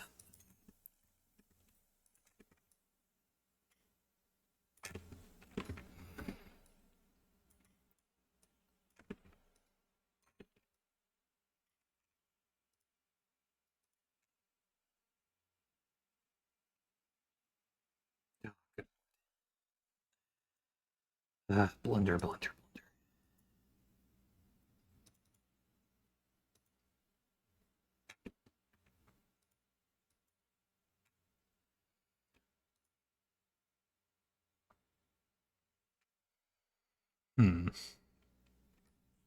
I may just have to roll with that. This is such a weird spot.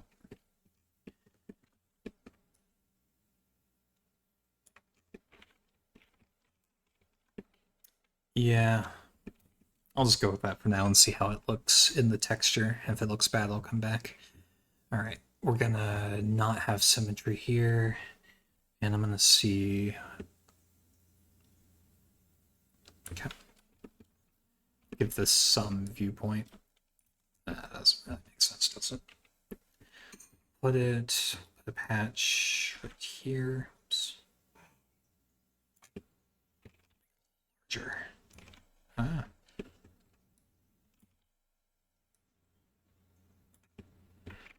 And we will turn symmetry back on because I want to do one more thing. Stitches.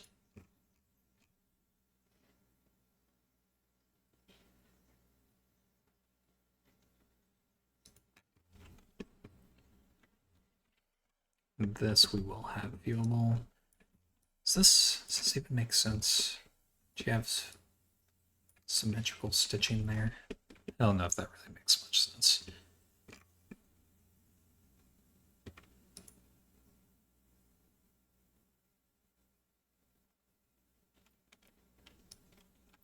You know, I'm glad you asked that. I bet it would. Let me see. It's like one of the most underused things in my workflow.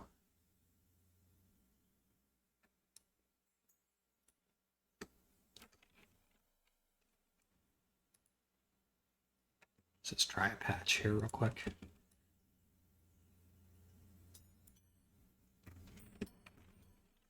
Hold on. Do you want, let's see, do you want that like bigger? Never remember. Do I want that smaller?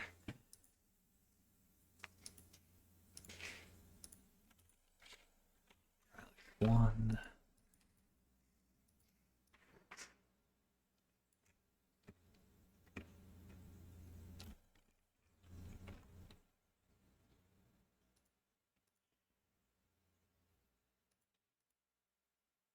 It's constant details. What'd that do? Just thought it gave me more options here. Brush detail. I think you're on the right track. That's probably what I'm supposed to be using here. I'll need to play around with it though. It's been so long since I've used it. The main reason I don't use it is just because it does slow down my computer more. Yeah, I think it's a really good feature that I think most people do use. Okay, last thing I wanted to do with the pants, and I don't know if this really makes that much sense, but thought perhaps we would get some lace in there. I love these brushes so much. Oh.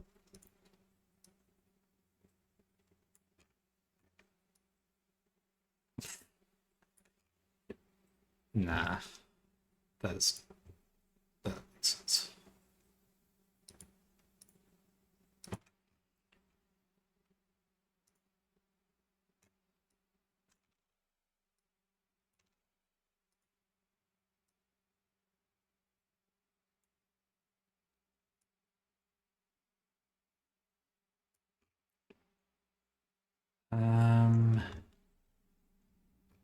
No, but I tell you what we'll do.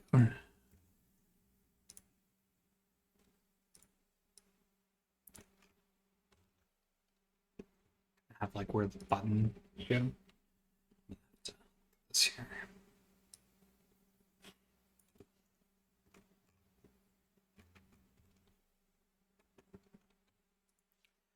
Let me try clay.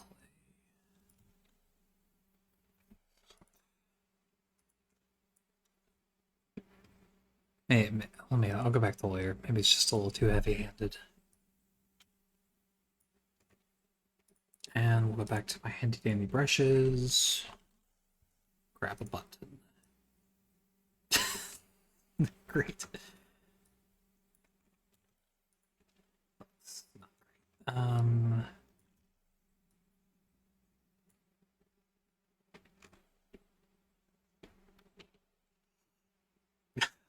Perfect. Doesn't show anyway.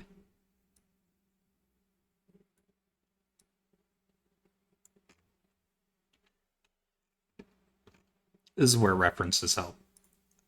I'm just not looking at a pair of pants right now, so I can't tell where the buttons would go. I'm like looking at my shorts.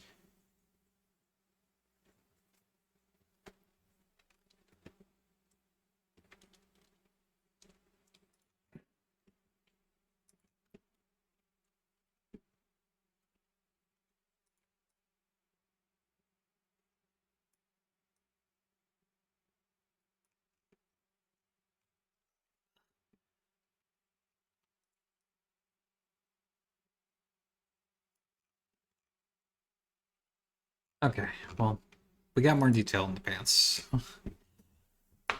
We'll see how it looks. So we gotta go through a few steps here because we went all the way back to a sculpt and we added more detail. So first things first, this is gonna take a moment. I need to highlight all the clothing. I'm gonna save. I'm gonna export. We're gonna go through my little process here to get that detail onto the low poly objects as a picture, like a texture. So, but that's gonna take a moment.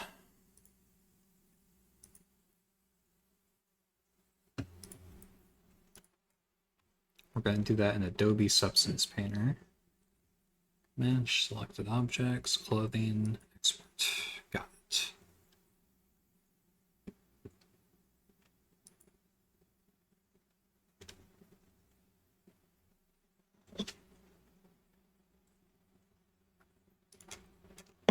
Okay. I'm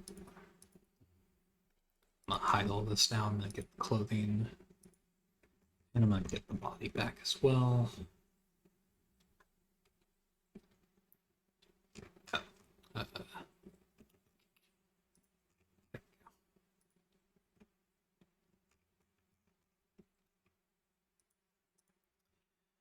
Okay, let's get Adobe Substance Painter.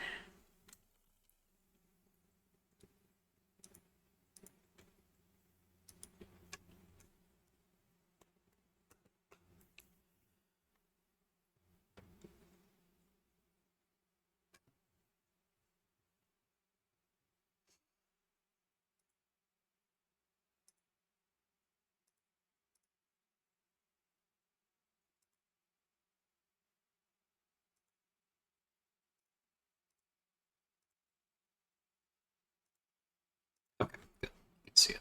All right. All right, so this is Adobe Substance Painter. This is where I get my base coloring done. So a lot of this color here is just very simple procedural colors. I use one that is, again, this is a purchased asset, sold by a studio called Enhance Studio. I really love their artwork. They make very World of Warcrafty type models, paint job included. And they have this really good procedural coloring scheme that I use. So this is going to take a moment because we're going to do a pretty large bake here. But we are going to use that high poly object. We're going to take a picture of it and imprint it back onto the clothing here. And this will take a moment because there's so many objects.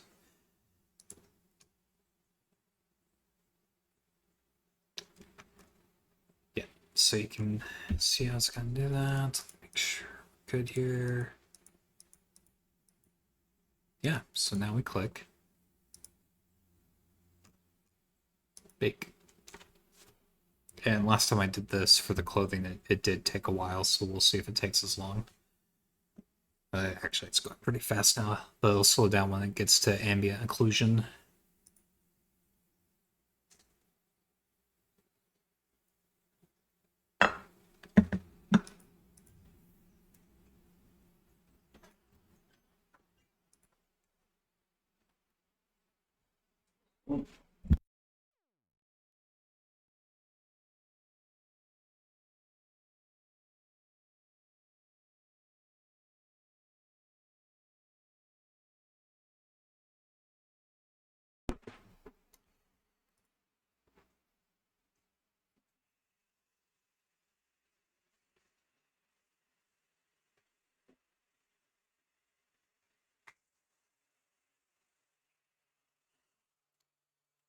Let me make sure computer is not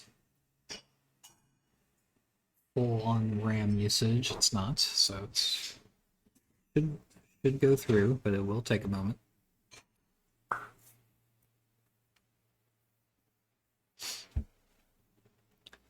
For anyone watching who is unfamiliar with the term, this is baking an ambient occlusion map right now. It tends to take longer.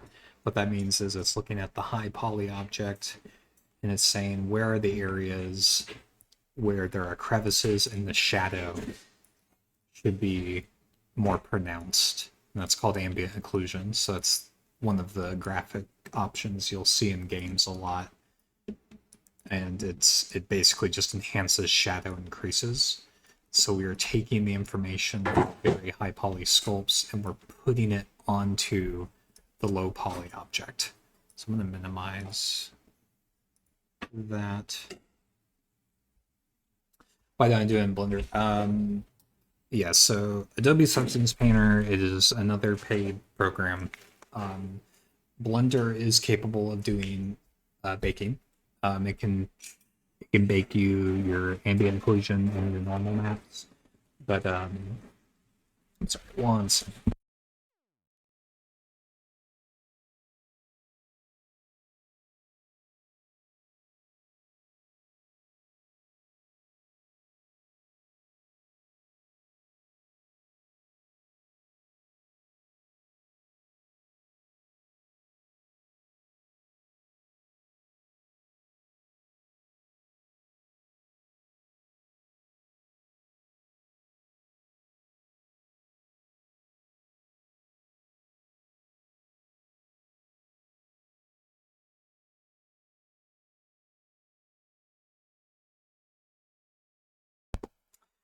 Sorry.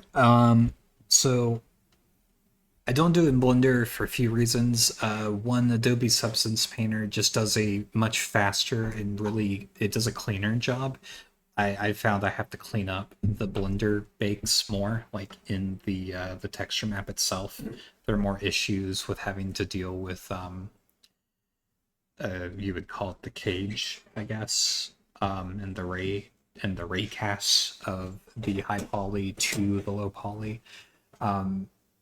Adobe Substance Painter lets me work in layers more easily as well. And then the final reason is Adobe Substance Painter lets me use the procedural textures that will utilize all of these baked maps and make very quick color schemes with gradients, with the ambient occlusion and the style that I want. Sort of a long answer. It's kind of like Adobe Substance Painter does this very holistic thing at the press of a button and greatly shortens the workflow. Um, but it is worth stating that you can do everything in Blender, and Blender is free. It just takes more time and practice.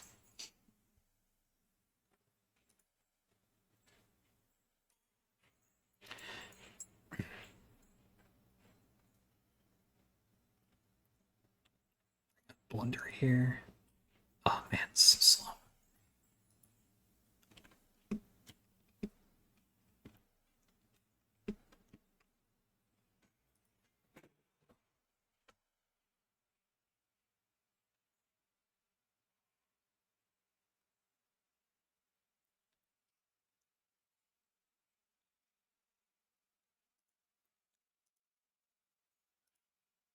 Blender, once this is done, what I end up doing is I end up bringing everything into the shader here, which is what gives us our final check. Now, this is really just for previewing. I'm not really going to do much with the rendering in Blender when it actually comes to the game. The game's going to be the render, so I'm going to be doing a lot in Unity. But Blender is a quick, easy way to just preview stuff. I tend to get disorganized as soon as I start working in Unity. I'm just so much more used to Blender. But we'll bring it in here once this is done. Speaking of, let's see where we're at. Okay, we're getting there. It's second to last. Bake. Bottom left kind of tells you the progress here. We have bent normals, and then we have opacity.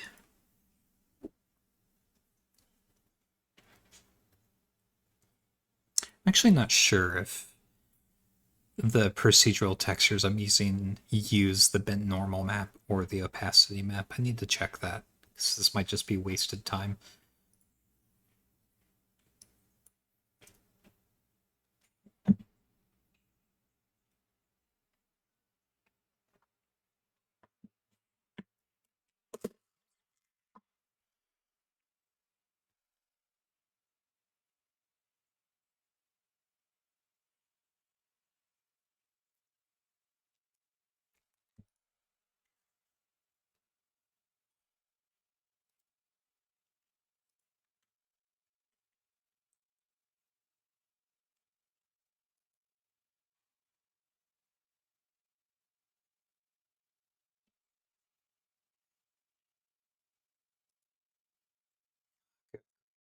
Bent normals, I need to look up how this is different from a regular normal map.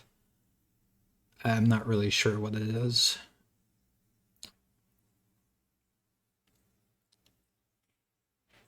takes much longer than a normal map, which is interesting.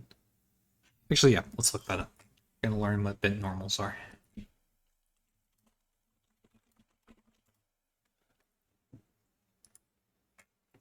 Bent normals are modified normals bent according to an estimate of the direction that is most unobstructed, the average unblocked direction. Bent normals can then be used to compute an illumination response that is closer to an actual sampling of an environment map. Wow. I did not follow how that's different from regular normals. Okay, we're done. Great. Great. So, real quick, what you're seeing here is interesting. The style of the game I'm going for is stylized, hand painty, World of Warcrafty, that kind of style. So you don't have a lot of heavy shading like this. So I go to the base color here and we get right back to it. Now you can see the buttons have been saved there. And if I can go to the pants, there we are. We've captured that as a flat picture, so I didn't have to paint it on myself, because that would be difficult for me. I don't have precise skills with painting at all.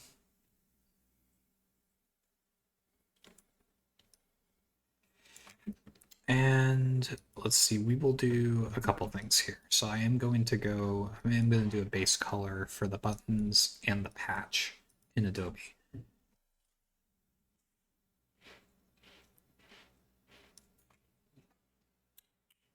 Oh, okay.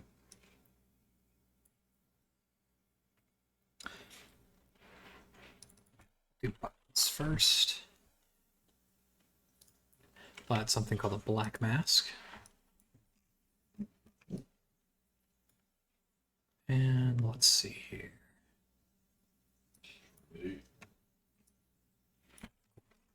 We'll change the color in a sec. So this is the interesting thing about Adobe. What I'm doing here is I'm unmasking this color, but I can just go back and change the color, even though I'm painted it on. It's really nice and convenient. It's too much. Okay.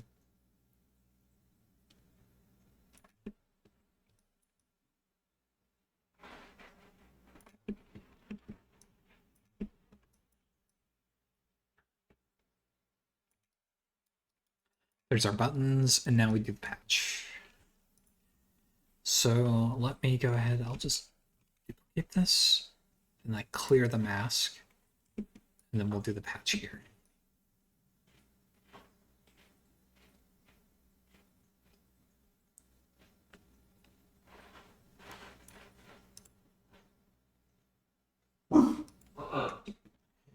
Charlie, nope, no buffing, buddy. Nope, Charlie, nobody. Shush. Oh.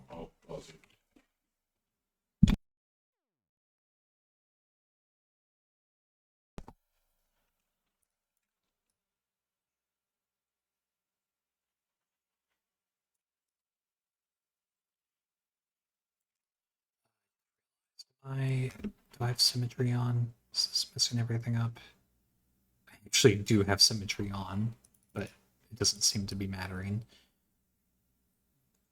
Okay, that's good. Phew. Okay, I was gonna have to redo a lot. Good.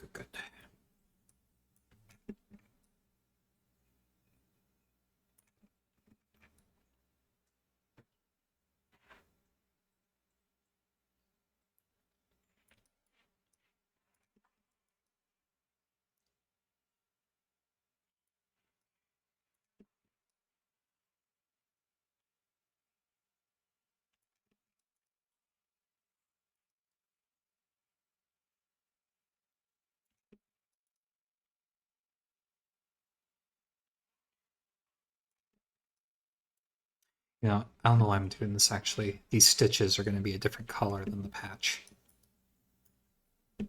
Whatever. I'm already halfway done, so, or more than halfway done, so let's go ahead and finish it.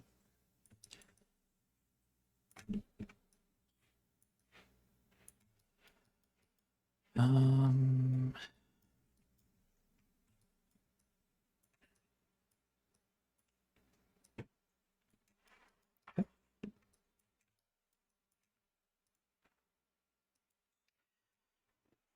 let's name this patch.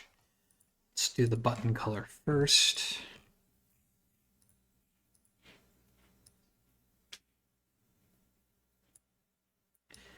It's actually not far off from the cream color of what you'd expect from a button anyway. I mean, it is. It's not light enough, but it's kind of it's the right hue.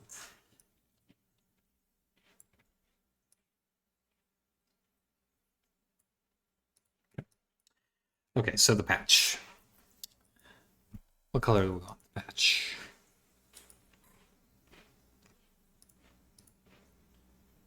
Actually, tell you what, let me go back to the buttons. We have a few more things to configure here. Have the ambient occlusion a little higher. Ooh, maybe not too much. Curvature opacity is interesting. See how it makes everything more pronounced.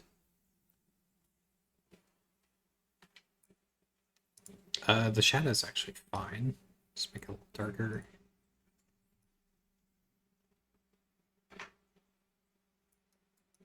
Yeah, okay, that's fine. All right, back to the patch.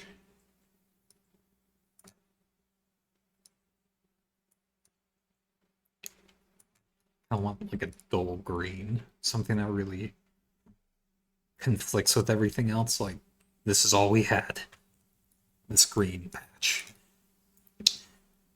And that's actually fine. I always like that default shadow color they have. They'll change it. Is AO gonna do anything? I don't think change AO. Curvature opacity can make sense though. Not too sharp. I don't want it to be too sharp. And let's get a different color going for the stitches themselves. For now, I'll just make it white. And let's go through here and unmask it. Okay, that's too bright to even look at while I'm doing that, so let's darken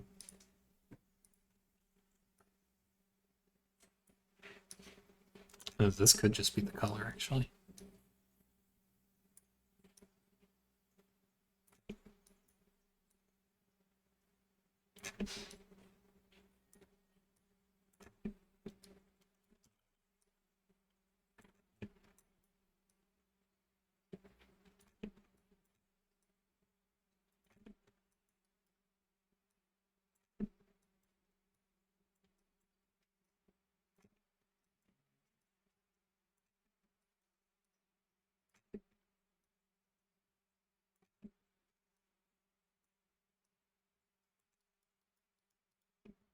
Hey.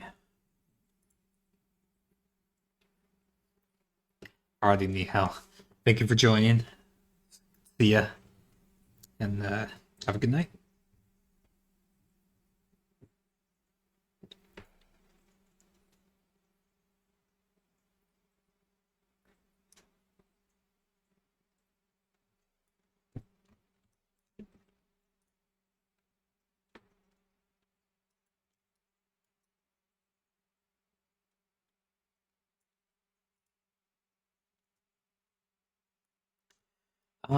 There's really not much else I want to do here. Does curvature opacity matter for these? Just makes it a little brighter.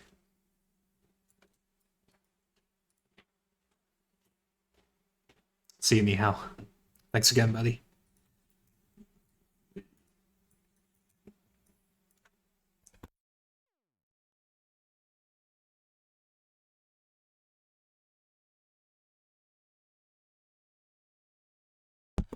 Okay, so I'm going to save this, and we are finally going to get back to hand painting.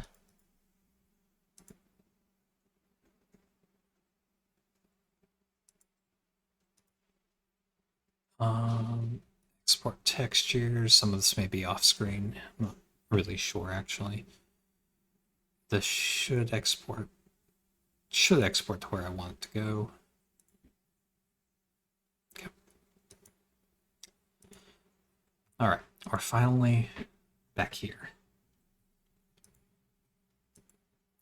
So this clothing base color is what we're going to change. I actually don't know if there's an easy way to change it. So we're just going to delete it. And we're going to import it right back in.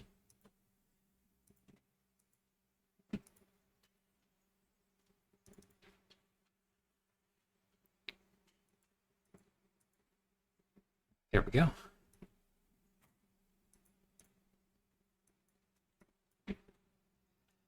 Let's save that as well, and we're gonna bring this all back into Blender.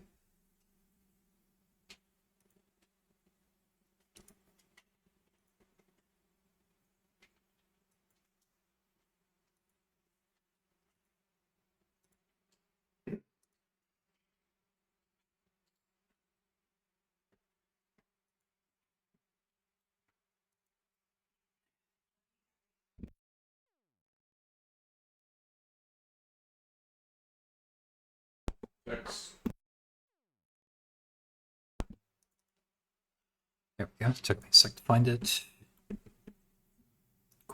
Okay. Obviously didn't do too much just because of what's blocked out here with the code, but we got some stuff. It's a little more broken up.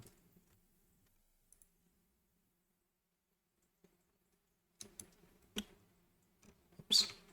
Blender's freezing up on me.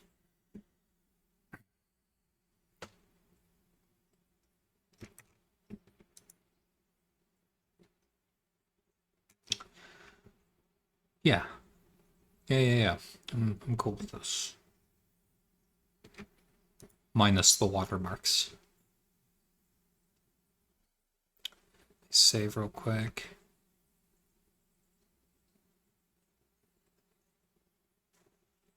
Cool.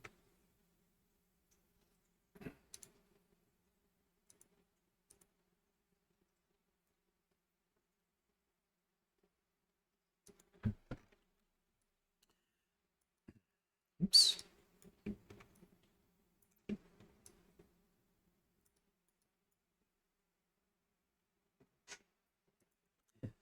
Okay. I need to think about how I want to do this here because I don't want to obstruct the stripes too much.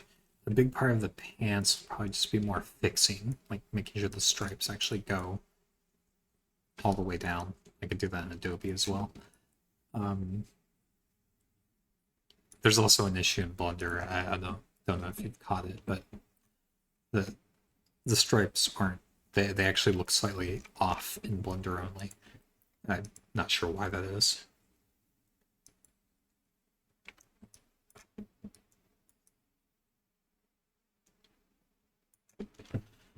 Um,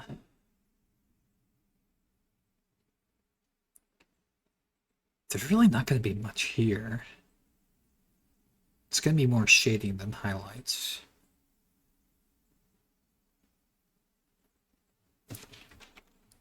Tell you what, I'll be right back. I need my coffee anyway.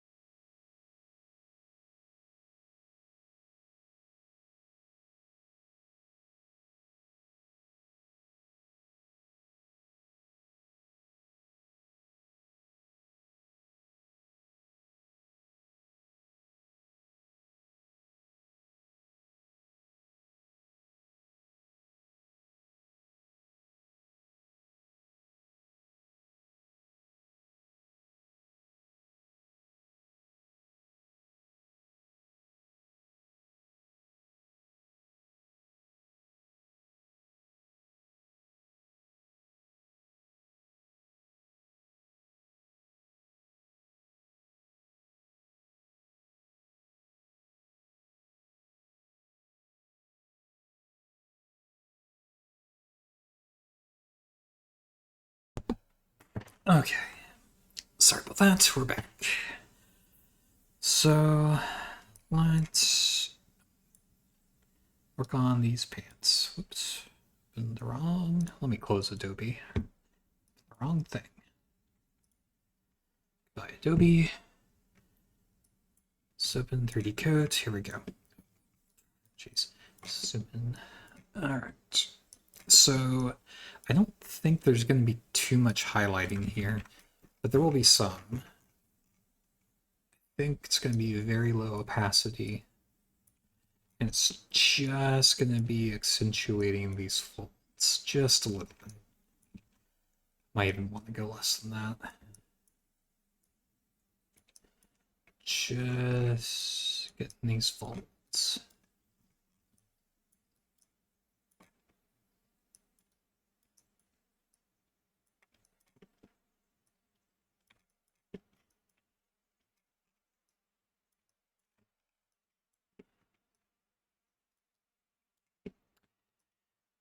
Can really tell you what the fabric is made out of just looking at it, but it wouldn't, whatever it is, it would not be very reflective. So that is why we're not going to do too much with the highlights. I'm actually going to turn off symmetry here. Where's my symmetry?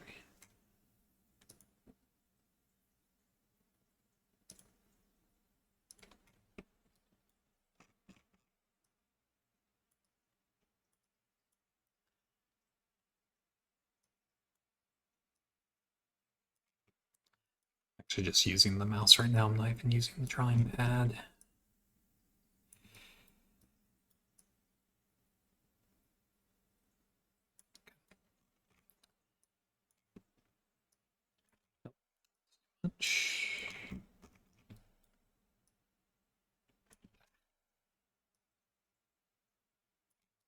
Hmm.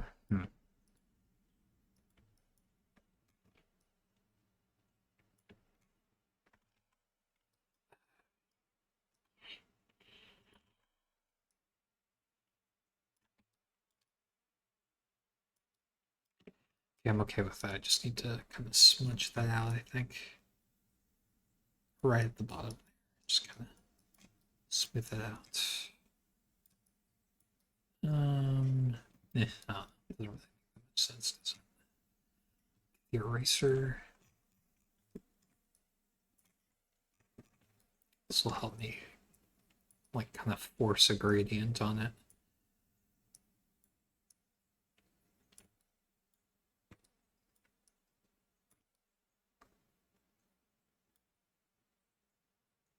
So, that's not right.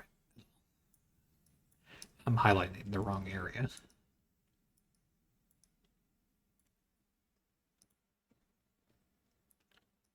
Should be right there.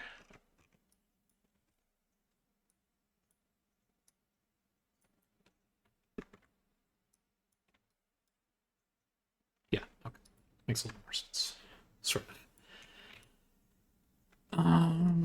I'm actually ready to just move on to shading in here.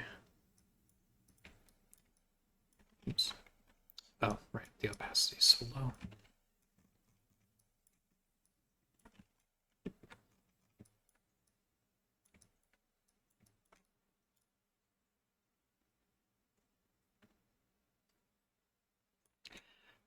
I'll keep that, but I'm gonna lower the opacity for further strokes. Oops.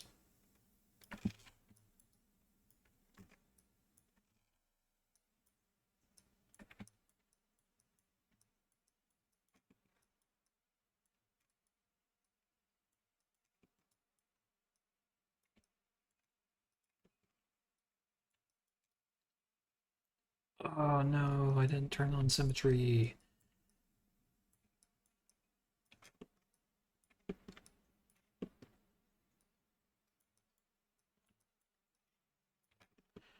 That's fine. A little bit of asymmetry never hurt anyone. Oh, I totally forgot about these in Adobe Substance Painter. Okay. Derp. I'll fix that later. I don't want to open the Adobe Substance Painter right now.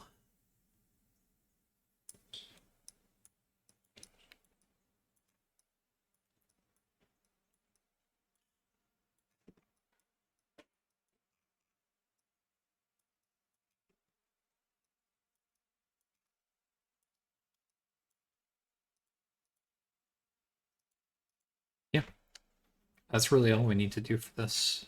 I don't think we need to be too heavy-handed with anything on the pants.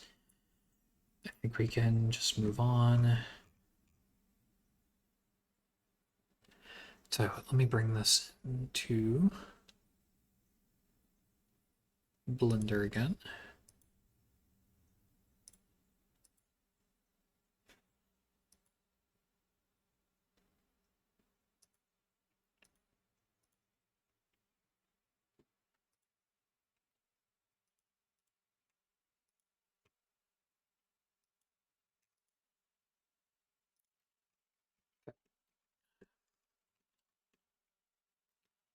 Yep, seems fine, barring the watermarks.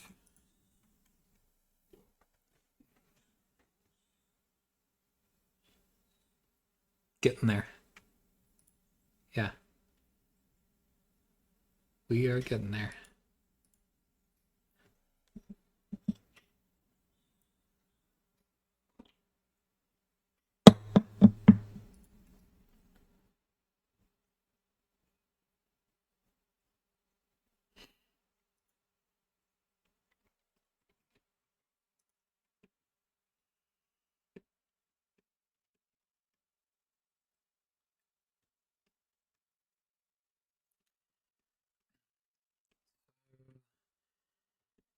Gotta do way better with these buckles. Needs a lot of work there. Sorry. Bandolier, belt.